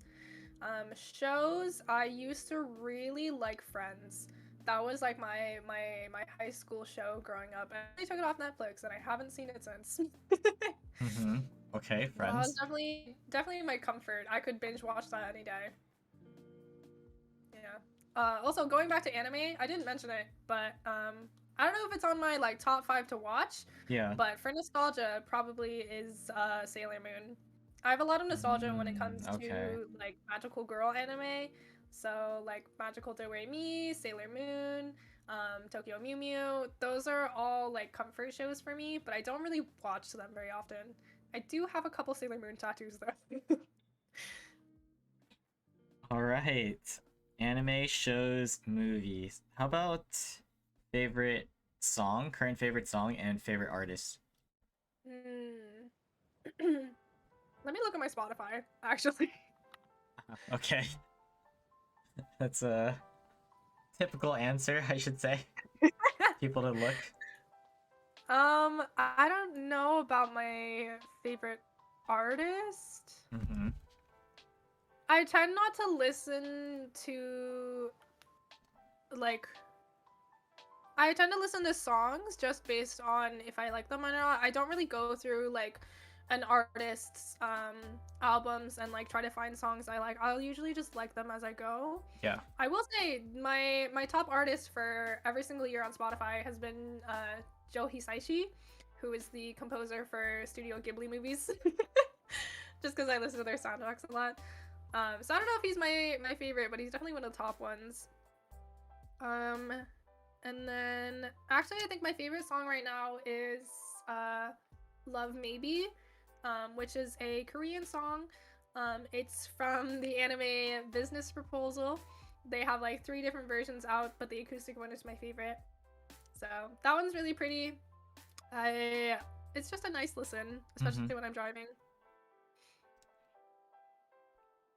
All right. Let's talk about tattoos and piercings. What's the story behind it all? Let's see. My first tattoo here. My first tattoo is actually right here. Can't really see it. It's the Sailor Moon wand. Mm-hmm. That one, everyone's like, oh, tattoos don't need to have like a whole bunch of significance, and it doesn't have to be super important to you, which I recognize. But I was also like, I want this tattoo to mean something to me, even if it doesn't necessarily have to. Mm-hmm. So Sailor Moon was the first anime that I grew up watching and that I remember watching. And I just love the style of it. I love the message, and also it was the first magical girl anime. So that was my first tattoo. My second tattoo is here on my ribs, on my left side. That one is dedicated to my grandmother. She was probably the strongest woman I've ever known. She is my grandmother on my father's side. Let's see. My grandmother lived through a lot. She had, I think, lung cancer, and she also survived tuberculosis. And she was also the one who helped build out Chinatown in Oregon. Her and my grandfather also helped plan out the gate to Chinatown. So if you go to Chinatown, there's the big old like red gate before you drive in, and they helped design and build that. So she was probably like one of the coolest women I've ever known in my lifetime. So I have a bundle of orchids on my ribs to signify her, because orchids were her favorite flowers. So whenever you went into her house, or if you went into her hospital room when she was older, there was always an orchid plant in there. So I always thought of her whenever I saw those. Yeah. My third tattoo was the one on my back, which is also the biggest tattoo that I have. It's a Haku dragon from Spirited Away. That one, I've been wanting a dragon tattoo for a while, but it took me a really long time to find an artist, especially during COVID, to find an artist who was willing to do it, because it's well known in the tattoo community that everyone's tired of tattooing this character. Oh. Because everybody loves Spirited Away and everybody loves Haku the Dragon. Yeah. That a bunch of like bigger name tattoo artists, they're like, I'm not willing to do this anymore. Like, if I'm sorry, go to somebody else. So it took me a while to find somebody who was willing to do it and whose style I liked. But that one is just because I grew up with Studio Ghibli movies and they had a really big impact on me. Obviously, I still listen to their soundtracks even now. Hmm. And they're gorgeous movies and really good food for thought. The message in their movies are always really strong. Yeah. And then the fourth tattoo, which I have, which is also my most recent, it's the one right here. Rachel might have showed you. We have sort of matching Sailor Moon tattoos. Hmm. So it's from the same scene. Mine is Sailor Moon, hers is Sailor Mars, and it's just a little scene where they're like smiling at each other. And I thought it would be cute. We've been talking about it for a while to get matching tattoos, but we hadn't really been able to settle on a design. And I remember specifically one day I was driving to work. Don't text and drive, kids, but I was driving to work and Rachel was texting me and she was like, hey, what if we got Sailor Moon tattoos, like from a scene? Wouldn't that be really cute? And I was like, sure. So she sent me a whole bunch of scenes. And by the time that I had gotten off work, we had kind of decided, like, oh, we want this scene to be tattooed. Um, which is really nice. I think it's a cute little tattoo. Eventually, I do want to get a tattoo with all three of the sisters, with my Hmm. other sister included as well, but we haven't figured that out yet. Yeah. Yeah, I would like more tattoos. I wanna get more Sailor Moon tattoos, but nothing in the works yet. Hmm. Okay, and piercings. Hmm. I actually don't really have that many piercings. I have this septum piercing, which you can kind of see. Yeah. Um, I got that like a year into the pandemic, so about a year ago. Hmm. That one. So it's because I identify as bisexual, and it's like common for bisexual women to have a septum piercing. So Hmm. I was like, sure, I'll follow the trend, and I went and got my septum pierced. um, the only other piercing I have is like I have my ears pierced, and then I also have the secondary piercing, which is called a double. Um, that one I got on kind of a whim. I was in California in August of last year, and I was visiting my friend Trina, and I was there with one of my friends Denny as well. Hmm. And I think we were just kind of hanging out at the mall after we'd gotten food, and we walked by Claire's, and we just kind of looked at each other, and we were like, "Should we get our ears pierced?" So we did. I got my doubles. Denny got his ears pierced for the first time, and then my friend Trina got her triples on her ear, which is fun. I don't trust Claire's to pierce my ears, but I did it anyway. Uh-huh. Yeah. A little food for thought is don't get your ears pierced from a Claire's. Don't get anything pierced from Claire's. Because they use a piercing gun, which is really hard to clean. Most of the time, it's not very well sterilized, and also it's kind of inaccurate. Hmm. So if you're gonna get anything pierced, go to an actual piercing parlor or a tattoo parlor. Got it. Shedding Yeah. some light on that. Some insight. All right, so what was your parents' reactions to getting like tattoos and piercings? Mm, Unless they don't know. they didn't know for a while. Okay. I told them eventually. Hmm. So my mom knew about the first two. I told her about this one, and I told her about the one on my ribs, just because. And then the bigger one on my back, and then this fourth one here, I hid for a little bit. The big one just because I knew they were probably gonna freak out.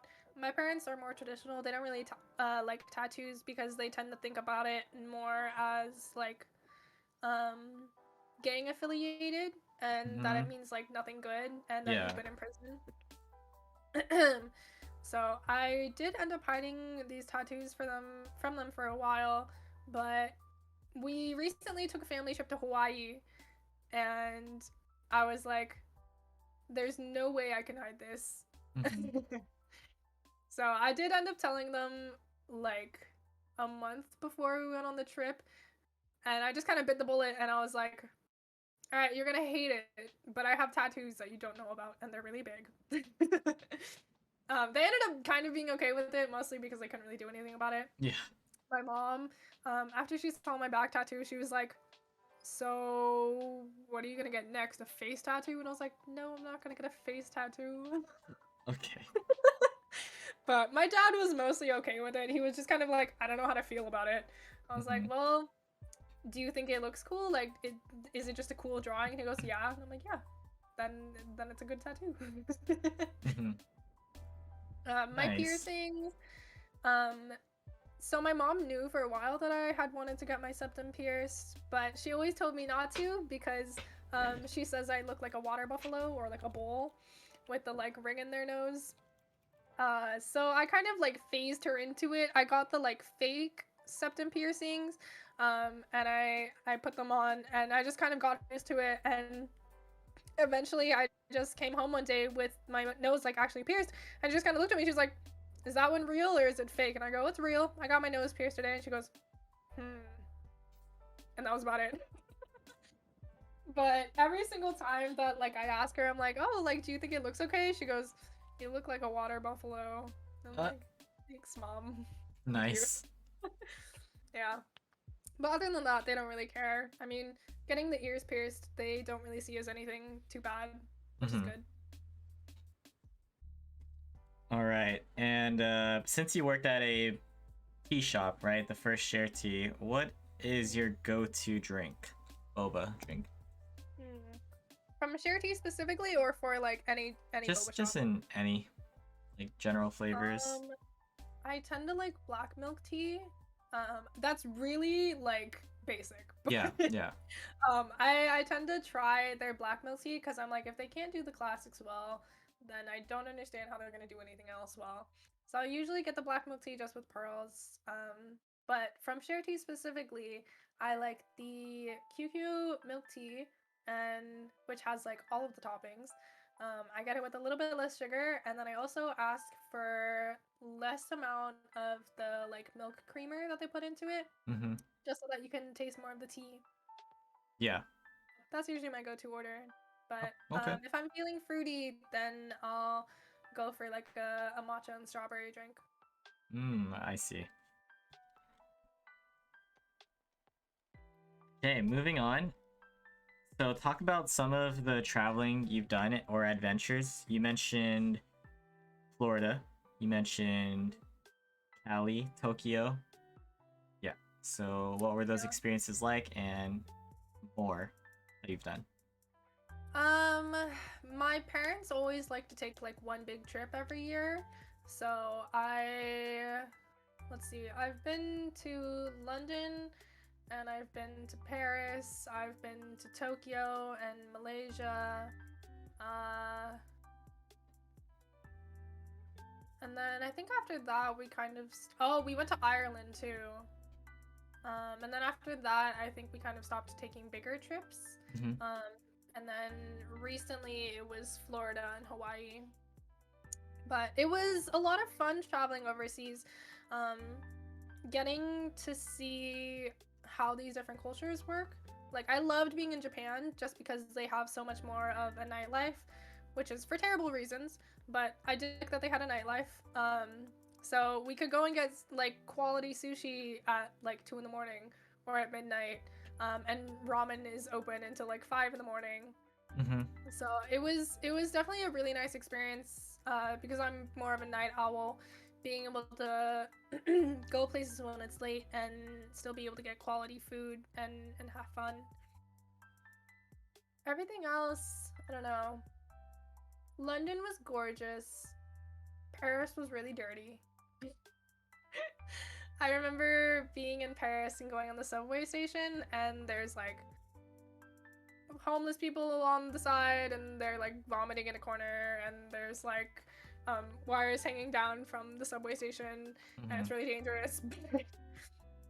um, the the architecture is gorgeous. The landmarks are stunning. Mm-hmm. Just as beautiful as everyone says it is. Um, I don't remember too much of it just because it's been like several years since I've gone, but it was cool to see how everything works. Like even the little things, like when you're in Paris or when you're in France, And you go into a shop, it's polite to say hello to the shop owner, even if you're not going to buy anything, even if you're just going to walk back out.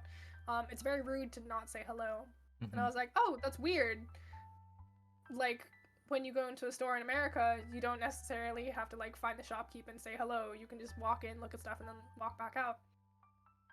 Which was definitely kind of a... It was interesting. I liked learning about how they worked. Mm-hmm. So were there any other like culture shocks within any of the countries and locations you visited?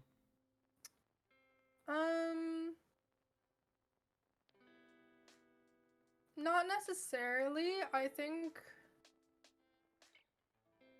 probably the only one that I can think of right now is in like Ireland.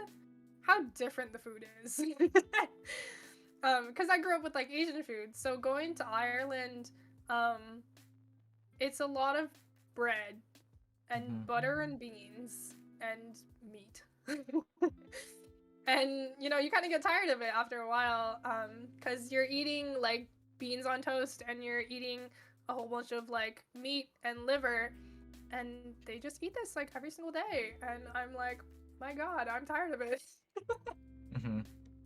Yeah, that's the only I can think of right now. How does the sushi compare from like the States and in Japan? It's so good, man. It's so good in Japan.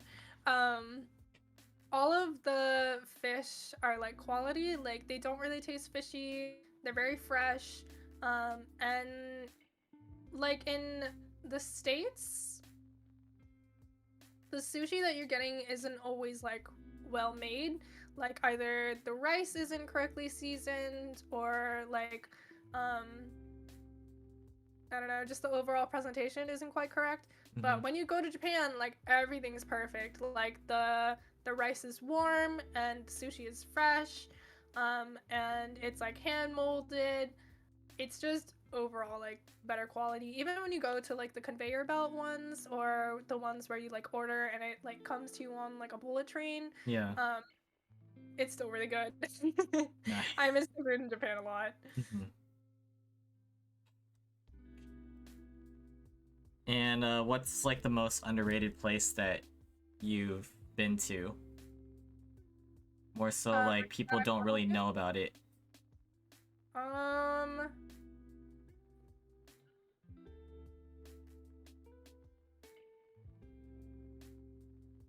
I do really like Tokyo. I know that Tokyo is really popular, but just being able, like, we went to Tokyo and Kyoto, so it was a mix of the newer city and also the older city.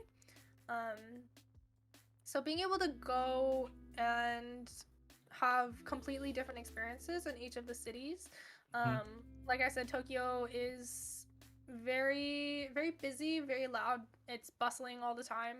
There's always people going somewhere, doing something. And there's a lot of nightlife available as well.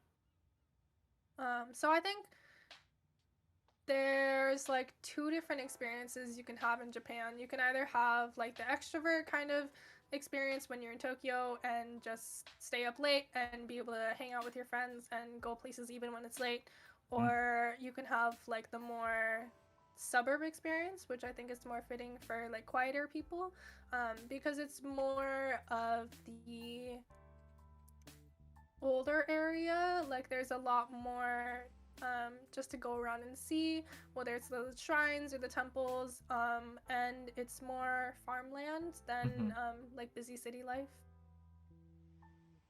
Awesome, okay. And where would you like to travel next? If you could. I'd actually like to go to Canada when it's not as cold. There's a lot of really good food, like Asian food specifically, in like Vancouver, BC, and there's also a lot of really good restaurants and tattoo artists in Toronto. So I'd like to travel through Canada if possible. I just don't know how the border is looking right now. Cool, okay. Definitely restrictions have been more lenient, not a doubt. Yeah, I was recently there, so not too bad. Oh, nice. All right, let's talk about what are your current goals and aspirations in life? Mm, long-term goal is like really long-term goal is to do streaming full-time. Mm-hmm. Um,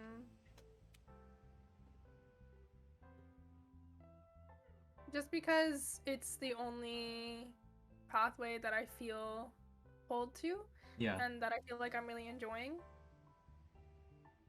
Let's see. and then moving to LA is one, right? Yeah, moving to Mhm. LA, I would love to work with like a really big org. Like right now I'm in an org, but I would love to work and meet like the more well-known ones like OTV, Mm-hmm. 100 Thieves, OTK. I think it'd be really amazing to be able to create with those creators and make content with them. Um, my probably probably my biggest goal in streaming, like besides streaming, is to meet Quarter Jade. Mm-hmm. Jody's the reason why I got into playing Valorant and also the reason why I've been inspired to stream. Yeah. Um, so being able to meet her and become friends with her, or at least like collaborate with her on a project, would probably be like my biggest dream right now. Mm-hmm. Yeah. I think that whole friend group is just really cool. I've been Yeah. following Lily Pichu since I was in like elementary school. So, being able to at least meet her, maybe at like TwitchCon, would just be an incredible dream come true. Yeah. Okay.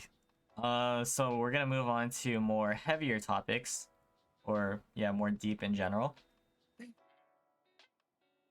Remember, this is at your level of comfort, whatever you want to talk about. So the next one is relationships and heartbreak. If you've gone through any of that, if so, you could start from the beginning, kind of like how you talked about work up until where you're at. Um, I have gone through like several relationships. Mm-hmm. Um, I think the first one, which like I don't think really counts, was in like 8th grade, 7th grade, middle school relationships. Um, but past that, I think the first like serious one I had was in my sophomore to junior year of high school. Um, I dated somebody who was a mutual friend of mine, and we were together for a little over a year, I think. Um, and then we ended up just kind of breaking up because we had grown apart and we just didn't really care about the relationship anymore. Mm-hmm. Um, that is one of my exes that I'm like still really good friends with. We play Valorant sometimes. Mm-hmm. I hit him up if I need anything. But that one was definitely really hard to get through just because that's like your first big heartbreak. Yeah. And I didn't know how to pick myself up after that.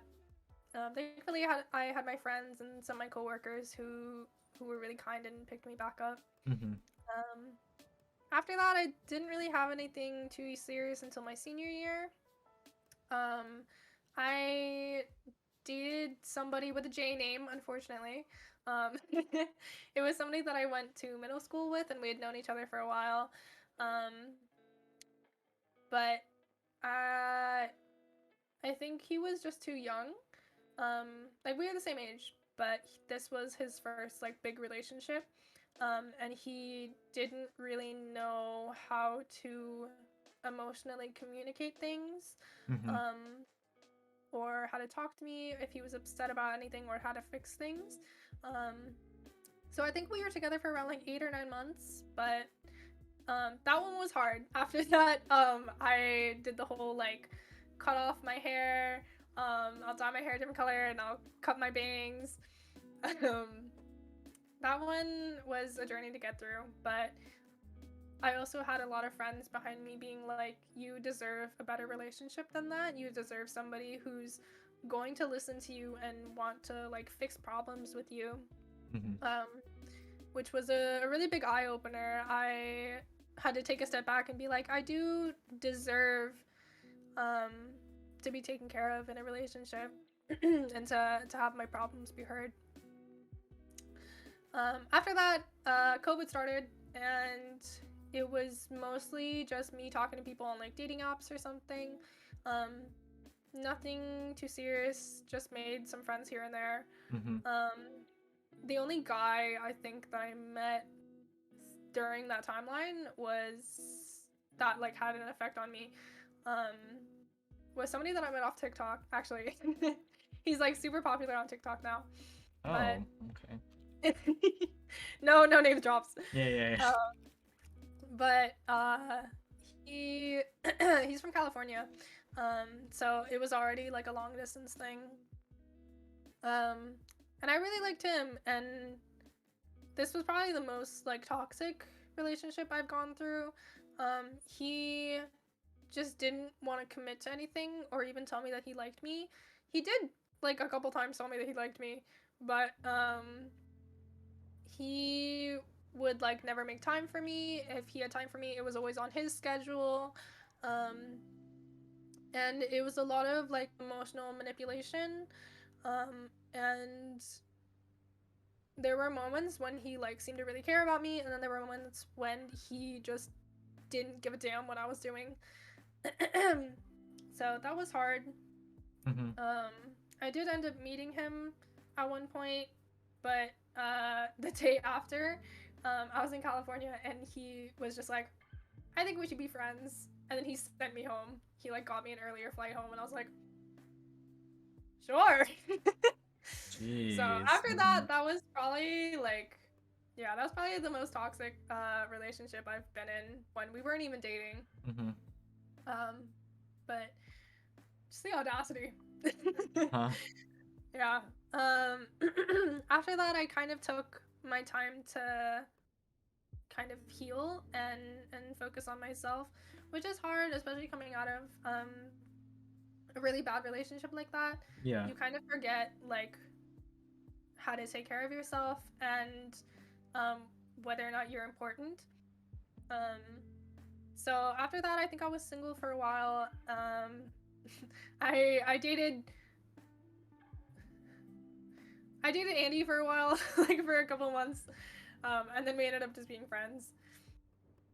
Mm-hmm. And then now I'm dating Chase, which is hard because he lives in Florida and I'm in Mm-hmm. Oregon, and we don't really. It's hard for us to try and make plans to see each other just because either like I don't have the time, he doesn't have the time, or I don't have the money to fly out.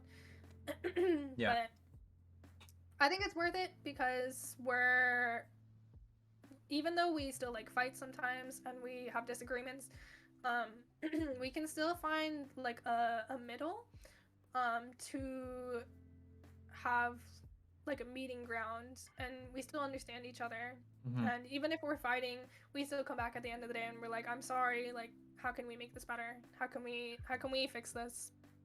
Yeah. Which is really good. It's definitely it's a lot nicer to be in a healthier relationship now. Mm-hmm. Okay, so based on all of your dating experiences, what would you say your general type is? Like, what traits or anything appeal to you? Personality, such. um don't cry. I find that I tend to be attracted more to personality more than like physical appearance.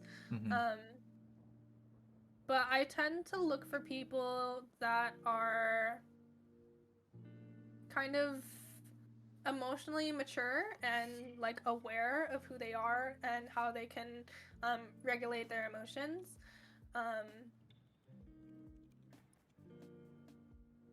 Yeah, that's mostly it. People who are like full of ambition. Um, because I've dated people who don't really have a drive in life and they're just kind of like floating through and they are not chasing after anything. Um, But I am more attracted to people who are like, I have a goal, even if it's like a really far away goal or it seems unattainable, then I'm gonna, I'm still gonna chase after. I'm gonna work hard. I'm gonna work towards something. Mm-hmm. So people who are willing to try and fix themselves, fix a relationship, be aware of their emotions, and also people who have a drive. Those are the people. Yeah. That's probably my type. Okay, and what general advice would you give? Like relationship advice? Um, don't be afraid to don't be afraid to trust your gut. I know that when people are like looking into relationships or they're looking at people, they're always like, they always have doubts, and they're like, what if um, I don't know, they just have doubts when it comes to like going on dates, or meeting people, and I would say trust your gut and value yourself. Don't forget how important you are. If you're not comfortable with the way that they're treating you, or the way that they're talking about you, then it's not worth it. Mm-hmm. Yeah, because I've definitely gone on dates where these guys are like just kind of being derogatory, and they're like talking about me in a way or talking to me in a way that I'm like, I feel like you don't respect me and you don't respect my time, and it's not worth it. Don't be with somebody who doesn't respect you. Yeah. All right, good to hear. And speaking more of that, because you've met people that have been pretty shitty with dates, what are the red flags you've come across? Mm, I've seen a lot of people who just the general like attitude when it comes to dating or towards women. Um, like I've seen a lot of guys who only see women as like objects, or they're just there to, like get a quick hookup and then leave. Um, that kind of behavior.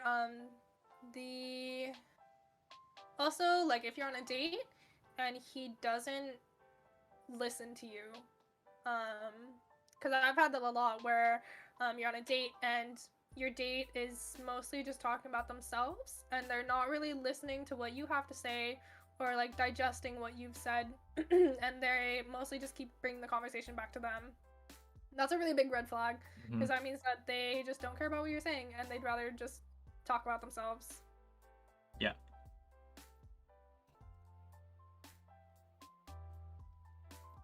Okay, so that's a red flag. Gotcha. All right, so what are the difficulties, or what's like the major difference for you being in like a long distance? Mm, I mean, there's the obvious of like we don't get to see each other very Yeah. often. Mm-hmm. But it's also hard for us to find time for each other. Like, because he's a streamer and I'm a streamer, and also I have a lot of online things going on. Like, I'll have things going on with my org, or before this, I had work as well. Mm-hmm. So it was always kind of hard to find time to like watch a movie together, or just hang out together, play games together. So that's really hard. Even if we're not able to see each other in person, it's also still hard to see each other uh, online. And it can be difficult to kind of communicate with each other. Mm-hmm. Just because, as you know, it's hard to communicate online and through text messages. But when that's your only form of communication, you can't actually like go up and see them, what their body language is, how they're like physically reacting to something. You kind of have to assume the tone, which gets really hard and can cause a lot of misunderstandings. Mm-hmm. Yeah, it's it's hard, but we're working through it. We have found like certain days that we'll like sit down and watch something together, or days that we'll like specifically play games together, Yeah. which I think has been a good compromise. Okay, so making it work. Yeah. Alrighty, switching gears to another topic. How are you doing mentally right now, would you say? Um, Mental health. it's definitely kind of a struggle. Right now I'm okay, Mm-hmm. but I always feel like I'm on the verge of like breaking down. Just because, like, as you know, growing up, my schedule was always really busy, and I always kept myself really busy. Yeah. Um, but I feel like I have to do that now as well as an adult, just because it's what I'm used to. Um, and I'm always really stressed out. So whether it's like the stress of content creation and it's like the numbers and it's like why am I not getting as many like concurrent viewers? How come people aren't liking my videos on TikTok? Or Mm-hmm. like how can I push my brand more so that more people see it and I get better chances? Um Also just the stress of like how can I find a job? What can I do differently so that I can get an interview and get a full-time job so that I can move out? Um, so if you ask any of my friends, they're like, yeah, she's always really stressed out, but Uh-huh. I'm managing. Yeah, it's all right. There's definitely days where it's a little harder, Mm-hmm. and I just kind of have to sit and make peace with my thoughts, and take some time for myself to kind of like realize that I'm still 20 and that's not that old and I still have time to figure it out. You're still living at home. Your parents are still willing to support you and let you live in their house. So you still have time to find a job, to move out. Um, and like you can stream for years and never be successful, but it's a process. Yeah. Understand that. So when you feel like you're at your really, really low points in life, or like just in general, whenever you're down, how do you pick yourself back up, and what advice would you give to those who may be feeling some sort of like similar ways? Mm, for me personally, I just try to understand like what I'm going through. I'm like, okay, why am I feeling this way? What is causing me to feel this way? And what can I do to fix it? What can't I do to fix it? And just try and reassess like how much is actually in my hands and how much can I actually do? And sometimes realize that some of the things that I'm worrying about aren't worth the energy. Um, and then I'll usually kind of write things down, like in my notes app. I'll write down how I'm feeling, and it's pretty cathartic. Mm-hmm. But that also probably be my advice to somebody who's going through a similar time. Just kind of like understand that you can't fix everything, and understand that some of these things are out of your hands, and that you're doing the best that you can. And if you're feeling super strongly about something, then try and fix it. Maybe write it down. Um, Take a look at it later, and just kind of appreciate how far you've come.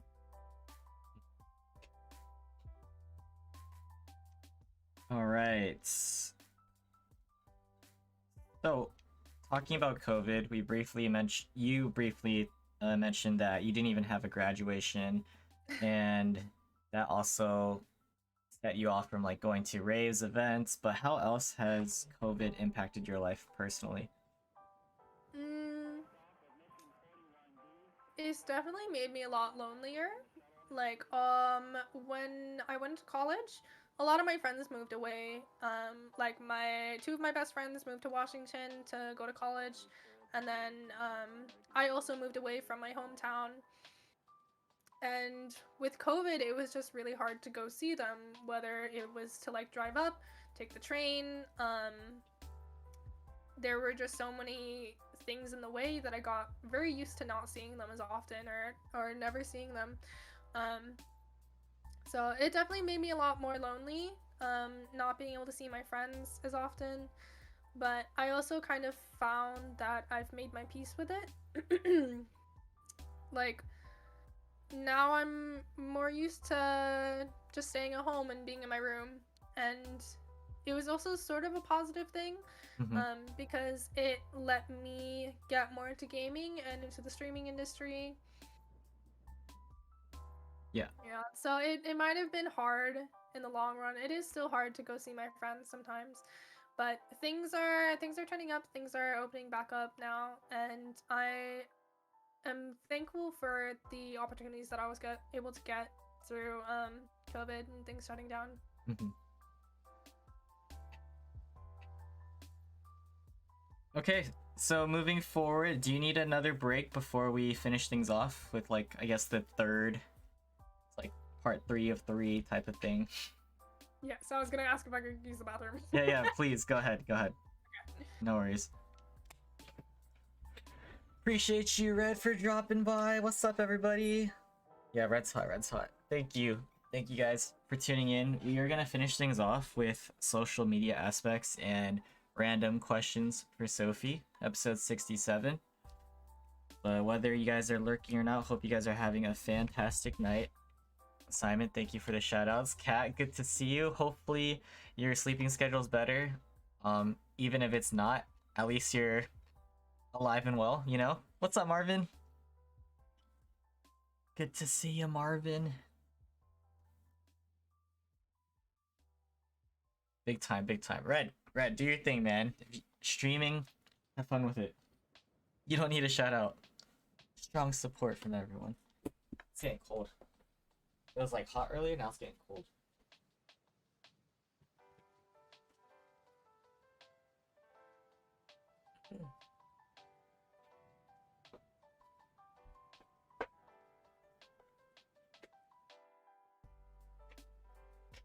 Giles, I appreciate you. Thank you so much again for the resub and for showing love. What's up, Giles? I still need to check out your comeback stream, like the set you had. I can listen to that and just chill, maybe while I eat or something. Congrats, Angel, on the new job. Yes, you mentioned that earlier. Like, this is why I lurk. Wait, Twitch unpublished them? For every single one of my VODs, like every day, I have to publish them because it's like automatically not published. We'll see. Maybe I didn't even look into it in detail, but I'll figure it out. Too many important famous people to shout out. Yeah, there's so many amazing, you know, famous people, including you guys. What's good, everybody? Yeah, I just have to be wary now.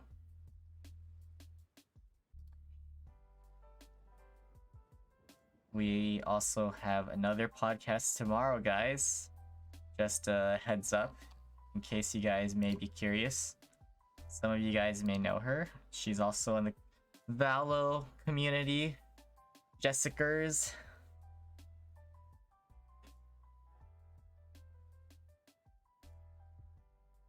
I wish I was famous as these beautiful people, but you're beautiful and famous. What are you talking about, Red? Yeah, another one. And then I had to schedule something with Crystal Shigori for episode 69. Dan! Yo, Dan, did you guys figure out a team name? Because I'm like looking into the chats from time to time just to see what names each group comes up with for the tournament. Looking forward to seeing all the names. Once every single team has a name, then bam! We're gonna get started with possible scrimmages, the flyers or poster thingy, yeah, stuff like that. Where you just gotta proceed. Team's name is currently developing. Alright, hopefully you guys all figure it out. I'm gonna remind everyone, like, because I'm talking to so many people, I'm just gonna try to remind each group, like, every day or so. And trying to get things rolling, because it's gonna come way quick. Like, really quick. Hi, Coma. What's up, Coma? Good evening. Thanks for dropping by. What's going on? Thank you for the shout out, Red. My Team W name. Wait, I kind of forgot. Like, I need to look at everyone's names before I can remember. Like, start memorizing it.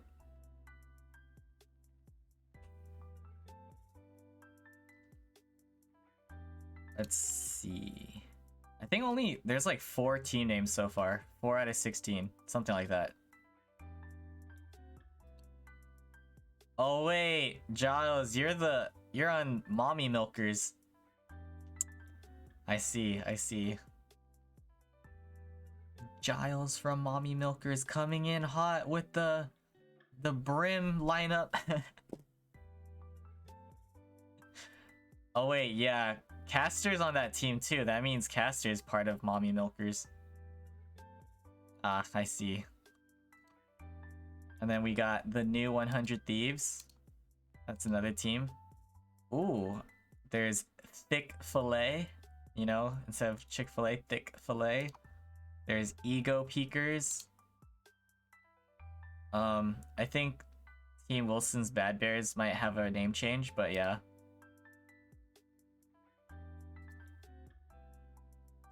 Do you like my team's name on the team names on the forum? Oh yeah, you should bring those up. You should. Call me what? Yeah. And if you come back, my milkers competing in something. Yeah. Hello, welcome back. Thanks. Okay, let's get to it. The final part to finish things off. All right. It will still be a lengthy discussion, but let's hear what you have to say. All right. So aside from Twitch, what social media platforms can we find you on that you are like just active on? The most active I'm on is my Discord server and also my Twitter. Mm-hmm. I would recommend not to look at my Twitter right now. There's some beef that's going down. I'm most active on my Twitter and my Discord. Uh-huh. I am probably the least active on my Instagram and my TikTok. Mm-hmm. Mostly because like I feel like making TikToks is just really awkward. At least for like yourself. Like yeah. Making TikToks of yourself just feels really uncomfortable. And also editing takes a really long time, so I don't post as much on my TikTok. There are some videos there, but not as much there. But I'm on most of the social media, I think. Gotcha. What are your thoughts about balancing all those different platforms on top of Twitch? It's hard, man. Also, because with posting as a person with a platform, you're always expected to like have your thoughts together and be clean and concise. And I'm definitely not like that. I feel like I'm all over the place with my thoughts, and so I just kind of post whatever I'm thinking. So I feel like that gets me into a little bit of trouble sometimes, especially with Twitter. But thankfully, there's always people who are there to kind of like back me up and say what I'm trying to say. But balancing all of your social medias is really hard, especially trying to get to Instagram and TikTok. Yeah. Because TikTok takes such a long time to like edit clips and go through all your videos and get good moments and post them and hope that people will like them. And Instagram is also a struggle just because it's so everything is so tailored and like made to perfection. And I'm just kind of living my life. Like I don't go out and take Instagram pictures. I don't seek pictures, which isn't a bad thing, but I just don't purposefully put myself out to have like photo shoots and make things to post. I just kind of post whenever I go out with my friends. So going forward, I do know that I should start like posting more on my social media, having scheduled things. But it'll definitely, I feel like it's a team effort. Yeah. Especially if I want to start making like YouTube videos in the future, that requires like a video editor or at least knowledge of how to make YouTube videos. So it's definitely hard. It's fun, but it's hard. All right, talking about the big one, Twitch. Yes. You mentioned the influence you got from Quarter Jade, the group, right? You really look up to them and definitely want to meet them. So, with that influence, getting yourself onto Twitch, what was your early days experience like on the platform up until now? Let's see, like, give us like an overview, I would say. I feel like a lot of the attention I've gotten is because of other people.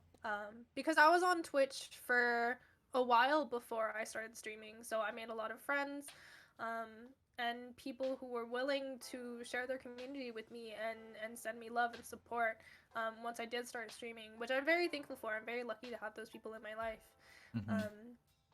And I do acknowledge that I've worked hard to get here, and to have as much of a growth as I have, but I still attribute a lot of the success to the other friends that I've had who are more established and will send me raids, will send me their community, will advertise me in different streams, who are willing to take a chance on me. And I'm very thankful for them. Mm-hmm.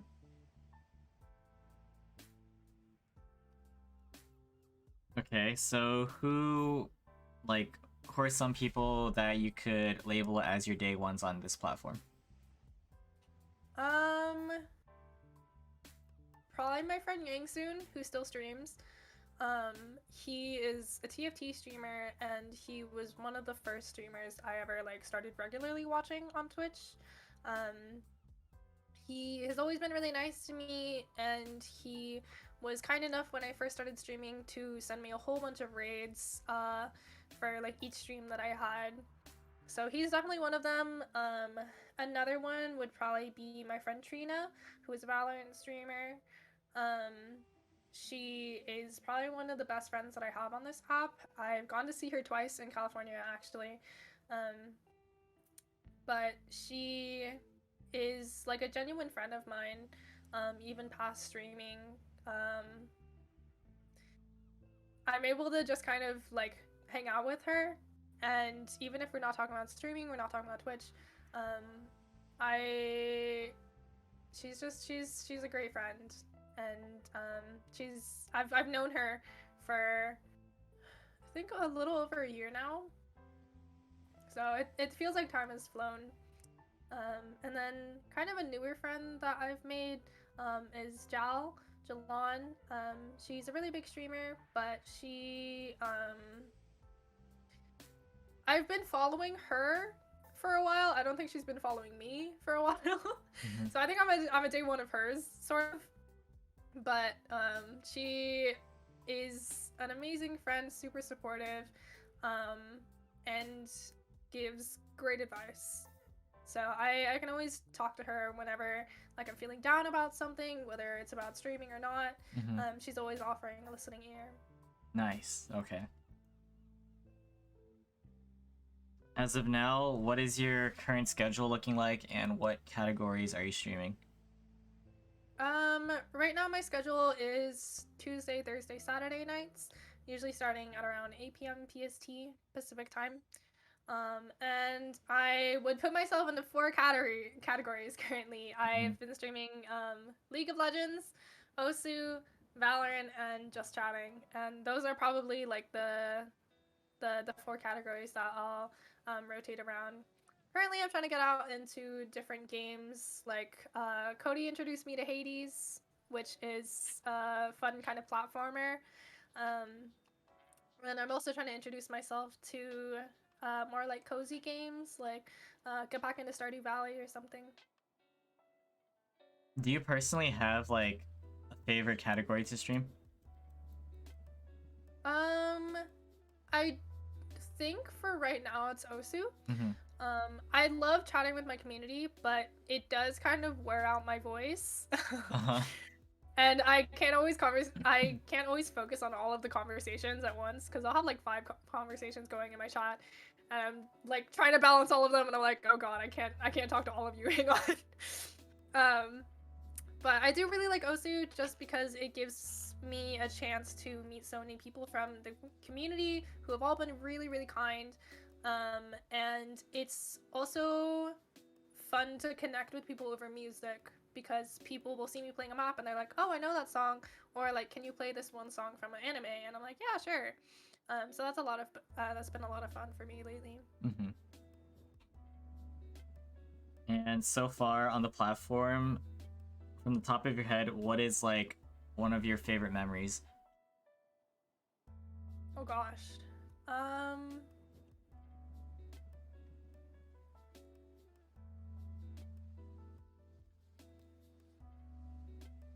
Actually, I think probably one of my favorite memories has been when Rachel was in town. I think around like December or so. Mm-hmm. Um, because she came over to Oregon and we had like a collab stream. We were also doing a giveaway. So we sat in my room for like several hours and we just talked to chat and we played games together. And we did tarot card readings. So that was a lot of fun. And I still look at clips from that day and I'm like, wow, that was a lot of fun. We should do like collab streams more often. Yeah. Nice. Okay.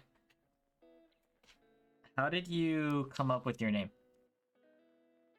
Um, so one of my friends in high school, her name had like an X in place of the A for her name. So say her name was like Annie. She had an X in place of the A. So I thought that was cool. And I thought I could incorporate it into my own name, and not to like dox myself, but the E and the L do have to do with my actual name, like my full name. So it's a way of connecting my first name, and then there's the X, which is like kind of the hyphen or the dash, and then there's the rest of my name. Mm-hmm. I see. All right. So, what were your parents' thoughts about you getting into streaming? Um, they actually didn't mind it too much. I did have to try and explain it to them what I was doing. Mm-hmm. Um, but they've been pretty supportive so far because um, they just don't like that I'm loud at night because they're trying to sleep. But they're like, you know what? You are enjoying yourself, you're meeting people, and you're making money off of it, so it's fine. And I'm like, yeah, I guess so. Not bad. Not bad. Yeah, my parents are generally supportive Mm-hmm. of things that I do. Um, like with career path, they're like, as long as you're enjoying yourself and you're doing something that you can make a living off of, like you can support yourself with it, then it's fine. Yeah. So they've never been too strict about like you can't do this, you can't do that. Yeah. All right. Talk about your decision and how it came about to join the team that you're on. Um, so the group I'm with right now is kind of a subgroup. There's the bigger group called the Synergy, and then I'm in the smaller group called the Synergy Sequence. Um, I had originally asked one of my friends who uh, works for Synergy. Her name is Marmar. I had DM'd her on Twitter a while ago, and I was like, "Hey, um, how can I join Synergy?" And she basically told me that they weren't really accepting um, new candidates right now, but she would keep me in mind if they started looking. And the reason I started looking at Synergy is because that was one of the few orgs that I had actually heard of. Like there were a few, but Synergy was like the big one that I kept seeing everywhere. Um, and I had friends that were in Synergy as well, people that I knew and trusted. So eventually, Marmar did reach out to me, and she was like, "Hey, we're not accepting people for Synergy right now, but we're accepting people for the subgroup, which is for smaller streamers, Mm-hmm. so that we can help you kind of build out your brand and edit videos and learn how to, become a better streamer and a bigger streamer." And I was like, honestly, this sounds like a really great opportunity for me to meet more people and to build out my community and, use whatever assets they have available so that I can start pushing out more content. So I accepted her offer. Ah, so that's how it came about. Gotcha. Mhm. Okay, do you consider yourself as a DGen streamer? Oh god, yeah. Yeah, alright, so for those who don't know, explain what that means. So a degen streamer is somebody that streams really late hours, typically past 12 to 1 a.m. Um, and I definitely consider myself to be that way because I'll start stream at like 8 p.m. and then I'll end at like 4 a.m. And I'll Mhm. always stream for a really long time. Not because like I want to, but just because I'm usually vibing and I'm having a good time. Yeah. And I just want to keep playing games with my community. Mhm. So unfortunately that means that my sleep schedule takes a toll. Yeah, yeah. So you talked about goals, how you want to be full time, like you want to have this as a career path, right? So Mhm. obviously that probably does include being like partnered, building your community, all that sorts. Do you have any other specific goals when it comes to streaming? mm, Specifically, I think it'd be fun to be friends with like the OTV group and be I don't even know if they're still gonna like be streaming by the time that I start getting into full-time streaming, but Mm-hmm. it would be cool to play with them and meet all the different content creators that they have because they're all people that I have watched countless hours of or have watched their streams and I look up to them all in like different ways. Yeah. So it'd be really nice to be included in that friend group. Mm-hmm. So, from your experience, what are the pros and cons of streaming? Mm, I think the pros is that you get to meet a lot of new people, you have a lot of different experiences.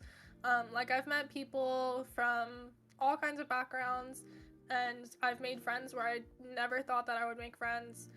But the cons are definitely it's a lot of work, first off, like Mm-hmm. building a brand and advertising yourself and making sure that you're always like upbeat and like willing to talk to people, have conversations, and always be kind of this friendly person that people can always talk to. And also being a woman in streaming, it's difficult um because people will always look at you a certain way. They're like, "Oh, you're not showing enough skin. You're showing too much skin. Like you're just here for the money."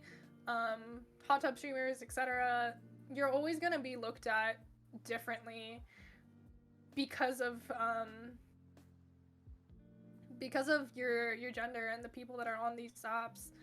So that's been really hard. I know that like my sister's dealt with some harassment. I've dealt with a little bit of harassment. It's nothing that is like is stuff that we can't deal with, but it's definitely really frustrating. Mm-hmm.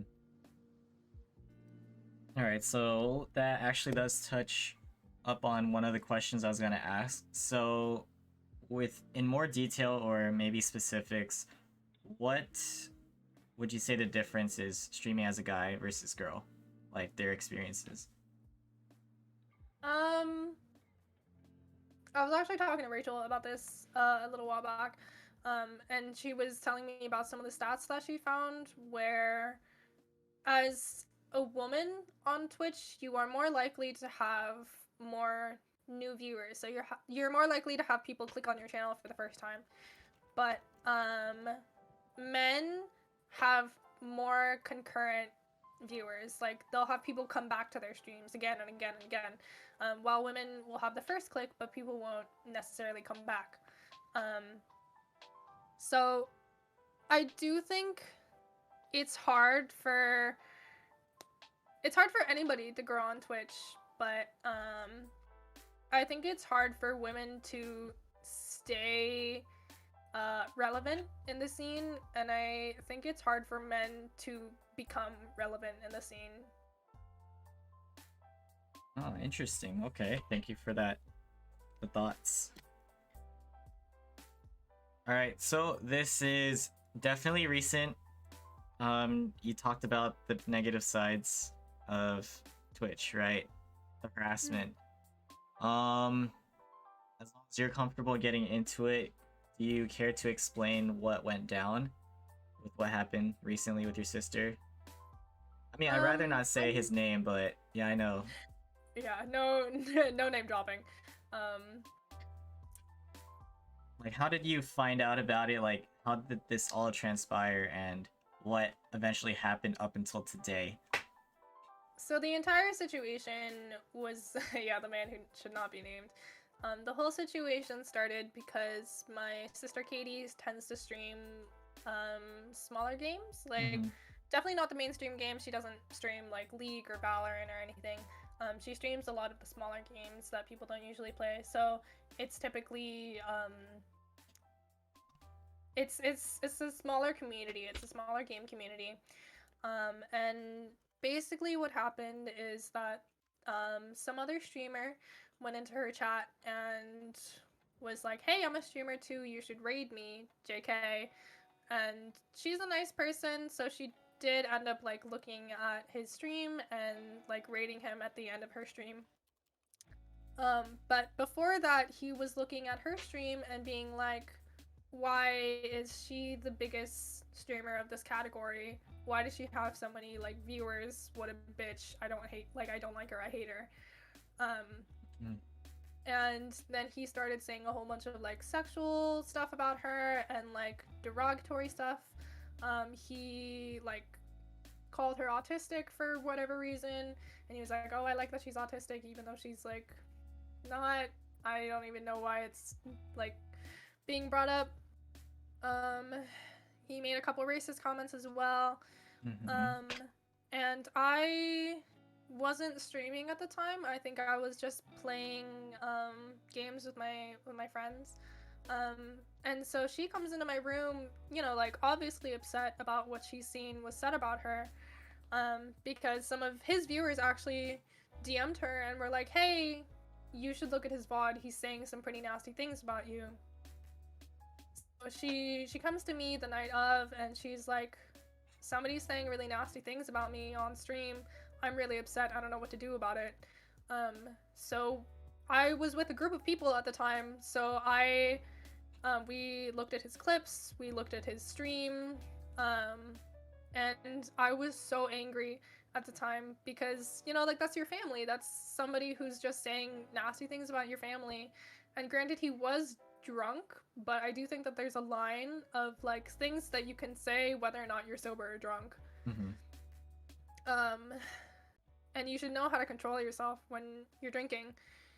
But anyway, so I made a Twitter post about it because I was so frustrated that somebody that has a platform was saying these kinds of things, especially about my sister. And he had views, he has follows. And so I posted about it on Twitter and I was like, "Hey, here's some clips of what this guy said. If you can, please report him and please block him. You know, I can't believe there's a platform and is willing to say these things and is just so loud and proud about all these terrible things he's saying." Mm-hmm.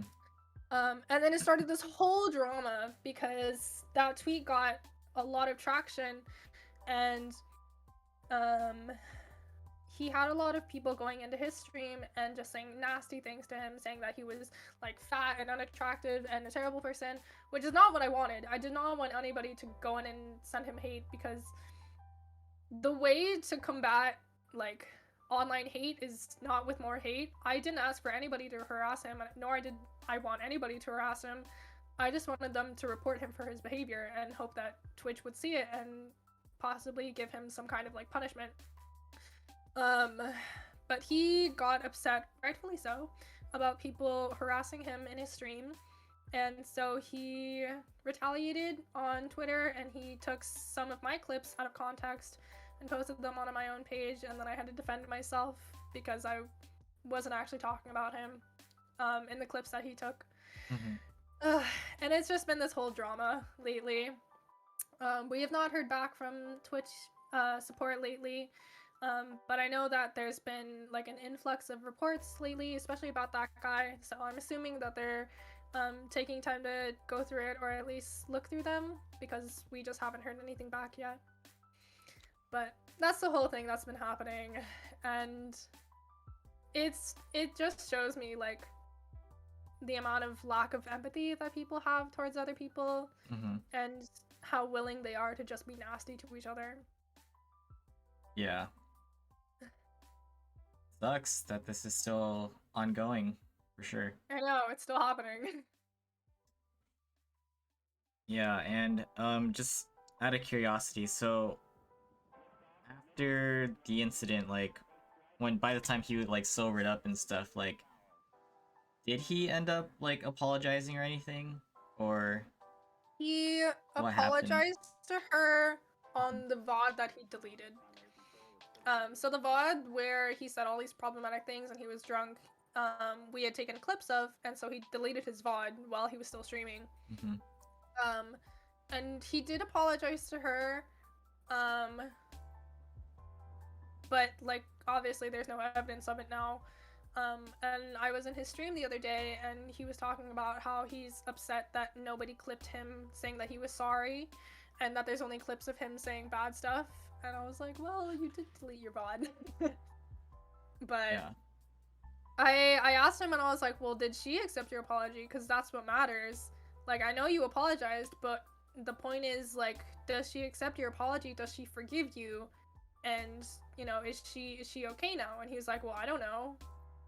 You know, like, I apologized to her, that's what matters. And I was like, well, what matters is how she feels about it, because she was the victim in it. So that, I don't know, I tried reasoning with him, and he's just firm set in thinking that he's the victim in all of this, and that Mhm. he is not in the wrong, and he wants to move past it. So I'm just hoping that the hard hammer of Twitch will come down soon. Yeah. What did mess me up a little bit was the fact that um I was watching his stream, and he was talking about it, and he was like, well, if I get banned from Twitch, the girl who posted about me on Twitter should also get banned, because she sent people my way to harass me and to say all these nasty, horrible things about me, and she's talking poorly about me on stream, so she should also get banned. And I was like, that like messed me up for a little bit. I had to I had to message my mods and be like, what do you guys think? Like, do you think it's reasonable for me to also get a punishment for it? And they basically told me that whatever I said about him on stream, which was basically that I just don't like him, is in no way comparison to what he said about my sister, and that I'm not responsible for the people that decided to go into his stream and harass him, because I never asked for that. I never solicited people being nasty to him. All I asked was for reports and to spread awareness about him. Mm-hmm.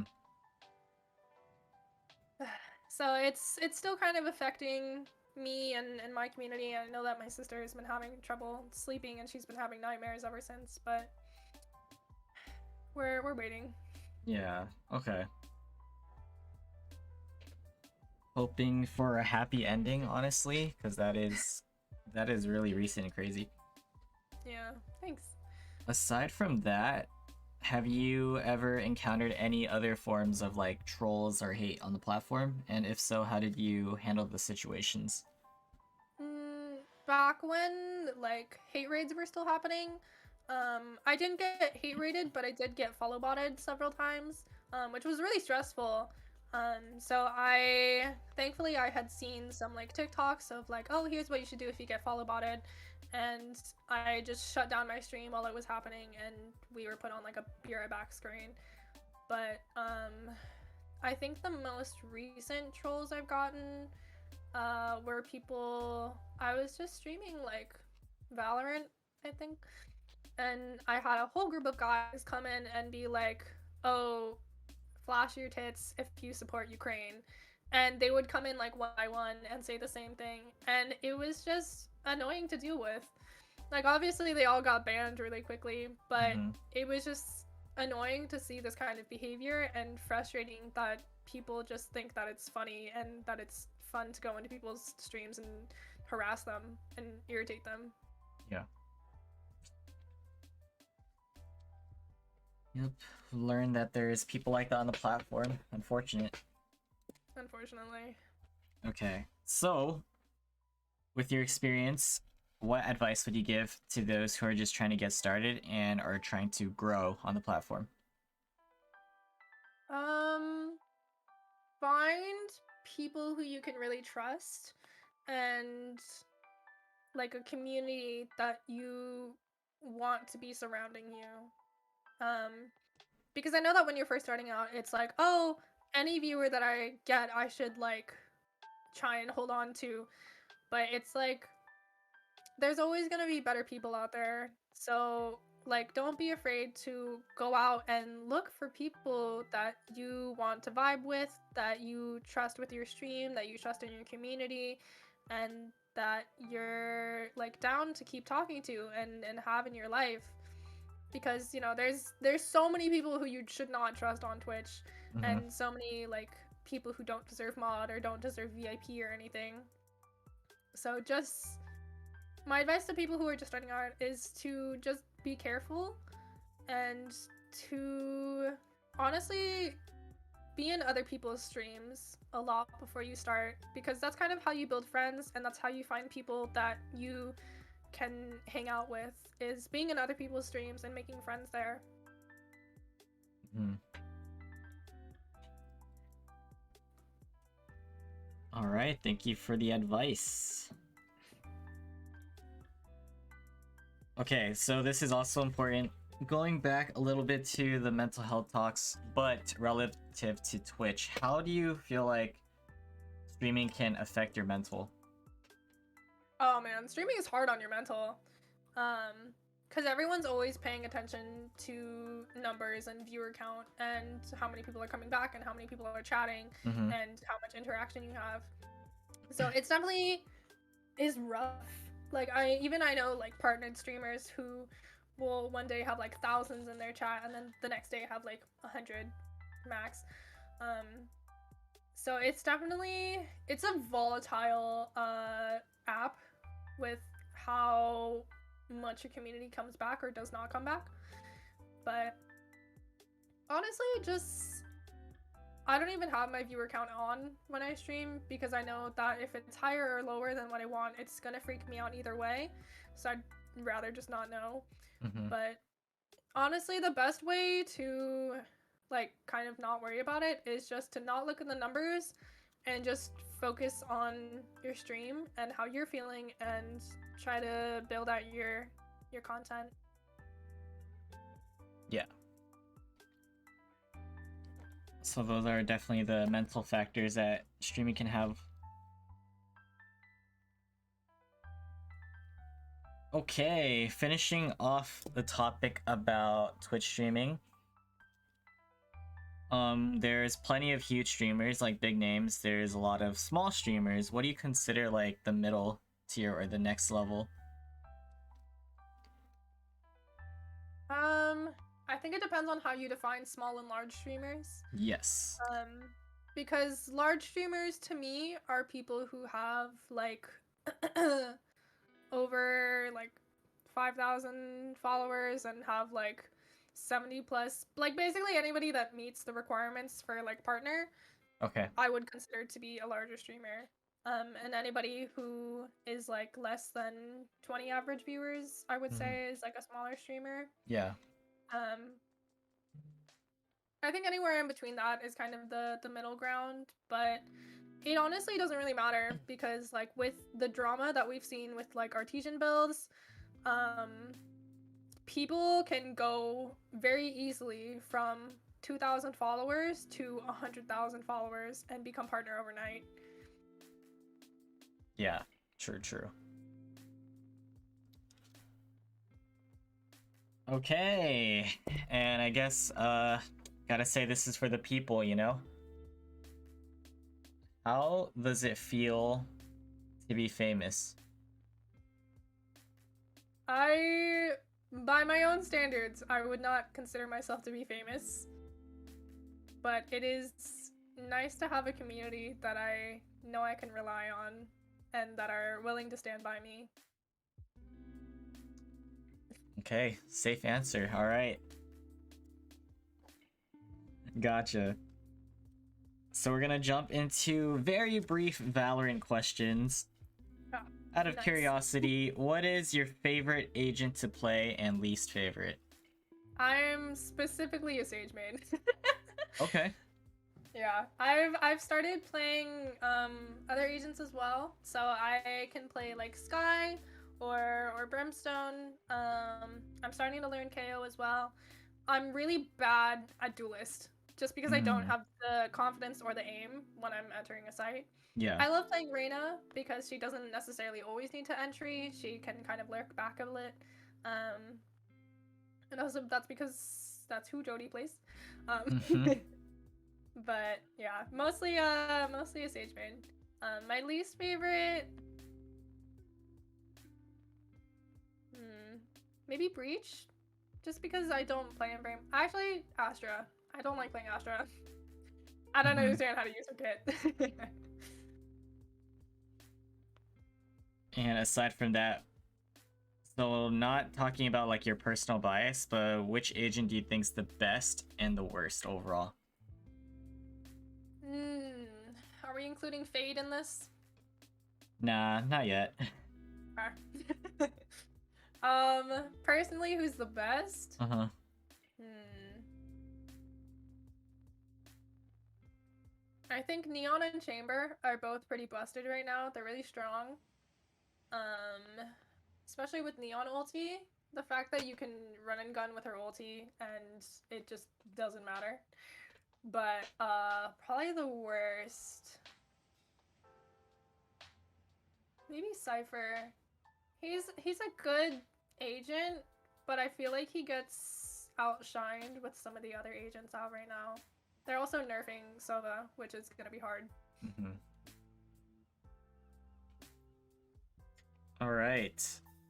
What do you think's the best gun in the game and the worst? Um,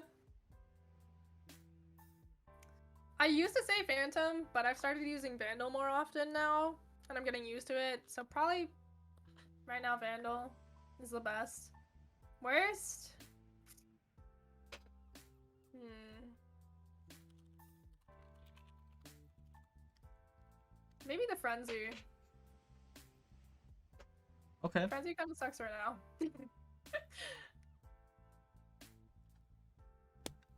What is your favorite skin set, like skin bundle overall? Mm, I really like the Gaia's Vengeance. I didn't buy it when it came out, and I'm very sad about it. I should have bought it. Okay. But I really like that skin line, and I also really like the Sentinels of Light skin line. Mm-hmm. That one's been a long time favorite. And lastly, rank your maps from favorite to least. Oh gosh, that requires me to remember the maps. Okay. No worries. Least favorite is definitely Fracture. Fracture and Breeze are my least favorites. Mm-hmm. Um, After that, maybe Icebox. It's kind of hard to defend and push a site, but it's still comfortable. Um,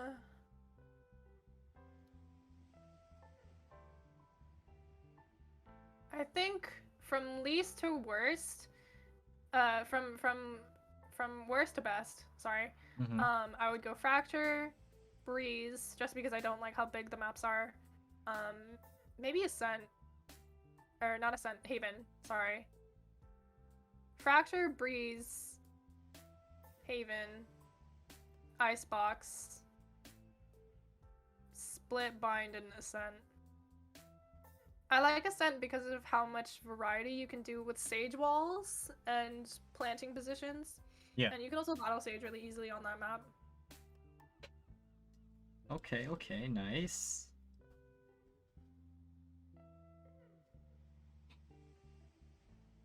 Alright, getting to the random questions I have.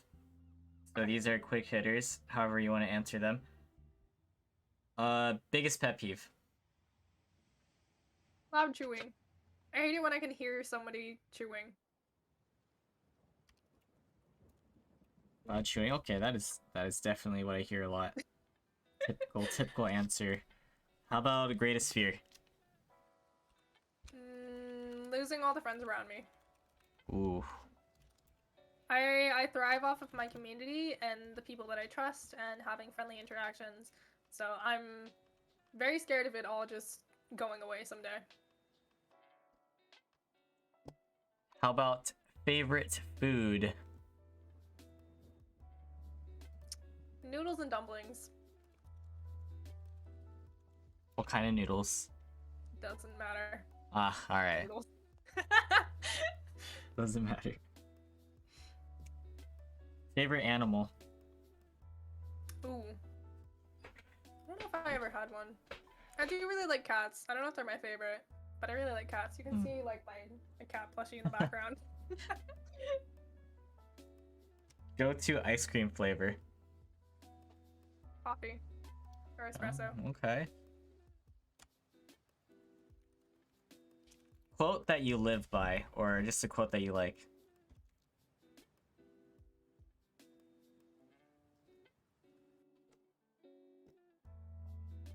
Feelings are complicated, and sometimes they don't even make sense, or they can contradict each other. Feelings are hard for humans. Don't beat yourself up about it. Okay. I got that from a webtoon, I think. Gotcha.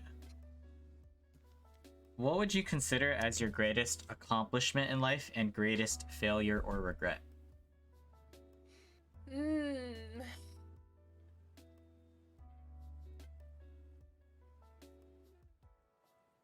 It's hard. I feel like I don't put like hard and fast labels on things, but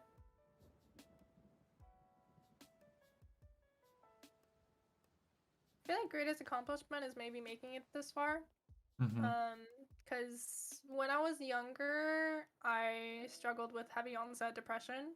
So I definitely didn't even think that I was gonna graduate high school or like live this long. Mm-hmm. So maybe that's my biggest accomplishment so far. Biggest failure.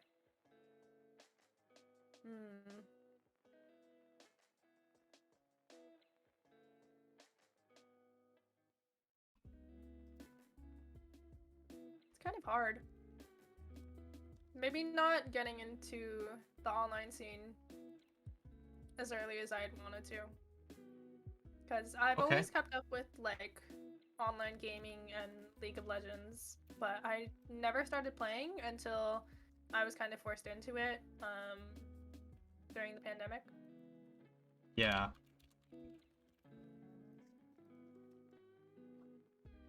And as of now, who are within the top 5 streamers that you find yourself watching nowadays? Watching. Let's see. I think probably Jalon is in there, especially because she's been having a lot of tournaments lately, so I've been in her stream a lot. I'm always in Jody's, even if I don't say anything. I'm usually lurking in hers.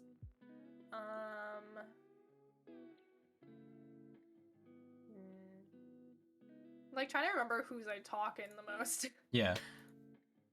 Probably Trina's. She doesn't stream that often nowadays, but when she was, then I used to be in her streams for every single hour. Mm-hmm. I'm in Chase's a lot, and probably Rachel's. Alrighty. So that's 5. Do you feel like there's anything else about you or that you've gone through that you haven't gotten a chance to talk about? Like any general topics? Not really. I feel like we did a pretty thorough check. Okay, cool. Yeah. Nice. That's what I like to hear. Alright, what was your first impression of me? I liked your hair. I thought it was cool that you dyed your hair different colors. But I think you just seemed very friendly to me. Like Rachel would bring you up several times. And you just seemed like a very friendly and like willing to talk person. Thank you. And at this point, I would allow people in chat to ask you questions. So if you guys want to ask Sophie anything, feel free to tag me and then ask the question while I wrap things up. Okay, so using your connection, who would you like to see on this podcast as a future guest and why?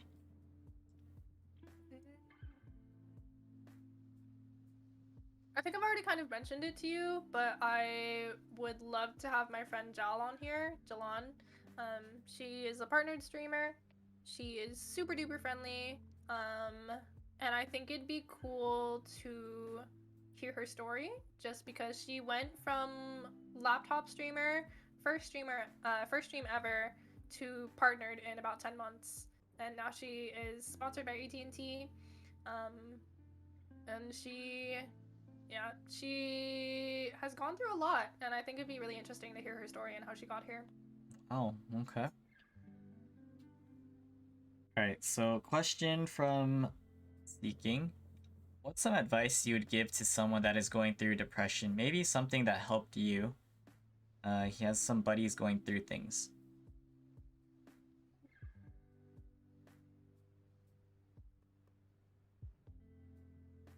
Let's see. When I was going through kind of a downward spiral, I would always, first and foremost, just kind of cry about it. I would always just kind of let myself feel however I was feeling. If I was angry, if I was sad, just kind of let myself like sit in it for like a night or two. And then I would write down my thoughts and how I was feeling, and then take a look at it and be like, what can I fix here? What can't I fix? And what can I start doing to make it better? And if there's nothing that can make it better, then, you know, maybe start seeking other people's help as well. Because don't be afraid to, like, lean on other people. That's why your friends are there. Not saying that they should be your therapist, but just saying that if you need to, like, talk to somebody, or if you need their help, like, working on something or fixing something, then, like, don't be afraid to reach out, because people always want the best for you, even if, like, your friends always want the best for you, even if they're not always saying it. But like, your family and your friends love you, so don't be afraid to lean on them. Nice. Okay. Meme is asking how is Gravity Falls around this time of the year. I hate to break it to you for like the 4th time, meme, but Gravity Falls doesn't exist. Oregon is fine though. It's very cold. We just had hail the other day, actually. It was hail one day, and then it was like 75 degrees the next day. So definitely interesting temperatures here. Interesting, okay. Alright. So that basically concludes everything I have to ask. I'll definitely close this out for the YouTube segment, but what are you planning to do afterwards? Probably play some Valorant. We've been talking about it enough that, like, dang, now I want to play. Yeah. So, what were your thoughts getting into this, like, right before versus now about the podcast? I was really nervous coming into it, just because first, I know that I can't talk for a really long period of time without, like, starting to lose my voice, which is why I kept taking water breaks. Yeah, which is good. Yeah, I was a little nervous just because I wasn't sure if I was going to be able to speak as precisely as I wanted to and say all the things that I wanted to. Yeah. But now that we're like pretty much done, I feel good about it. Yeah, even if there were like things that went unmentioned or things that I breezed over, I still feel like we got through a solid chunk. Okay, that's really good to hear. Alrighty, yeah, so I will end this for the YouTube segment, and then I guess we could just talk for a minute and I'll let you go, okay? Sounds good. Alright, well, ladies and gentlemen, this has been the Chang Gang Podcast, episode 67, featuring Sophie, aka sophiexel. Sophie, do you have any last few words for those who are in chat right now and for those who will be watching on YouTube? I just want to say thank you so much for having me. Mm-hmm. It's been a lot of fun being able to sit here and have deep conversations with you. And also go follow Wilson because he's a super cool streamer and is really good at Valorant. And I would highly recommend checking out all of his content. I appreciate that. And thank you to everyone for being here, for watching the podcast. Remember, we have the exclamation guest command, which is a direct link to Sophie's Twitch channel. So she does stream, as she's mentioned on the podcast. Show some love. And there's also the Instagram on the bottom. Instagram handles right there. We do have episode 68 coming soon, but you guys will also see this specific podcast episode on YouTube within the next few days. So with that being said, make sure to give this video a thumbs up, guys, and hit that subscribe button. I welcome you all to the Chang gang with open arms. Much appreciated, and we'll see you guys next time. Peace.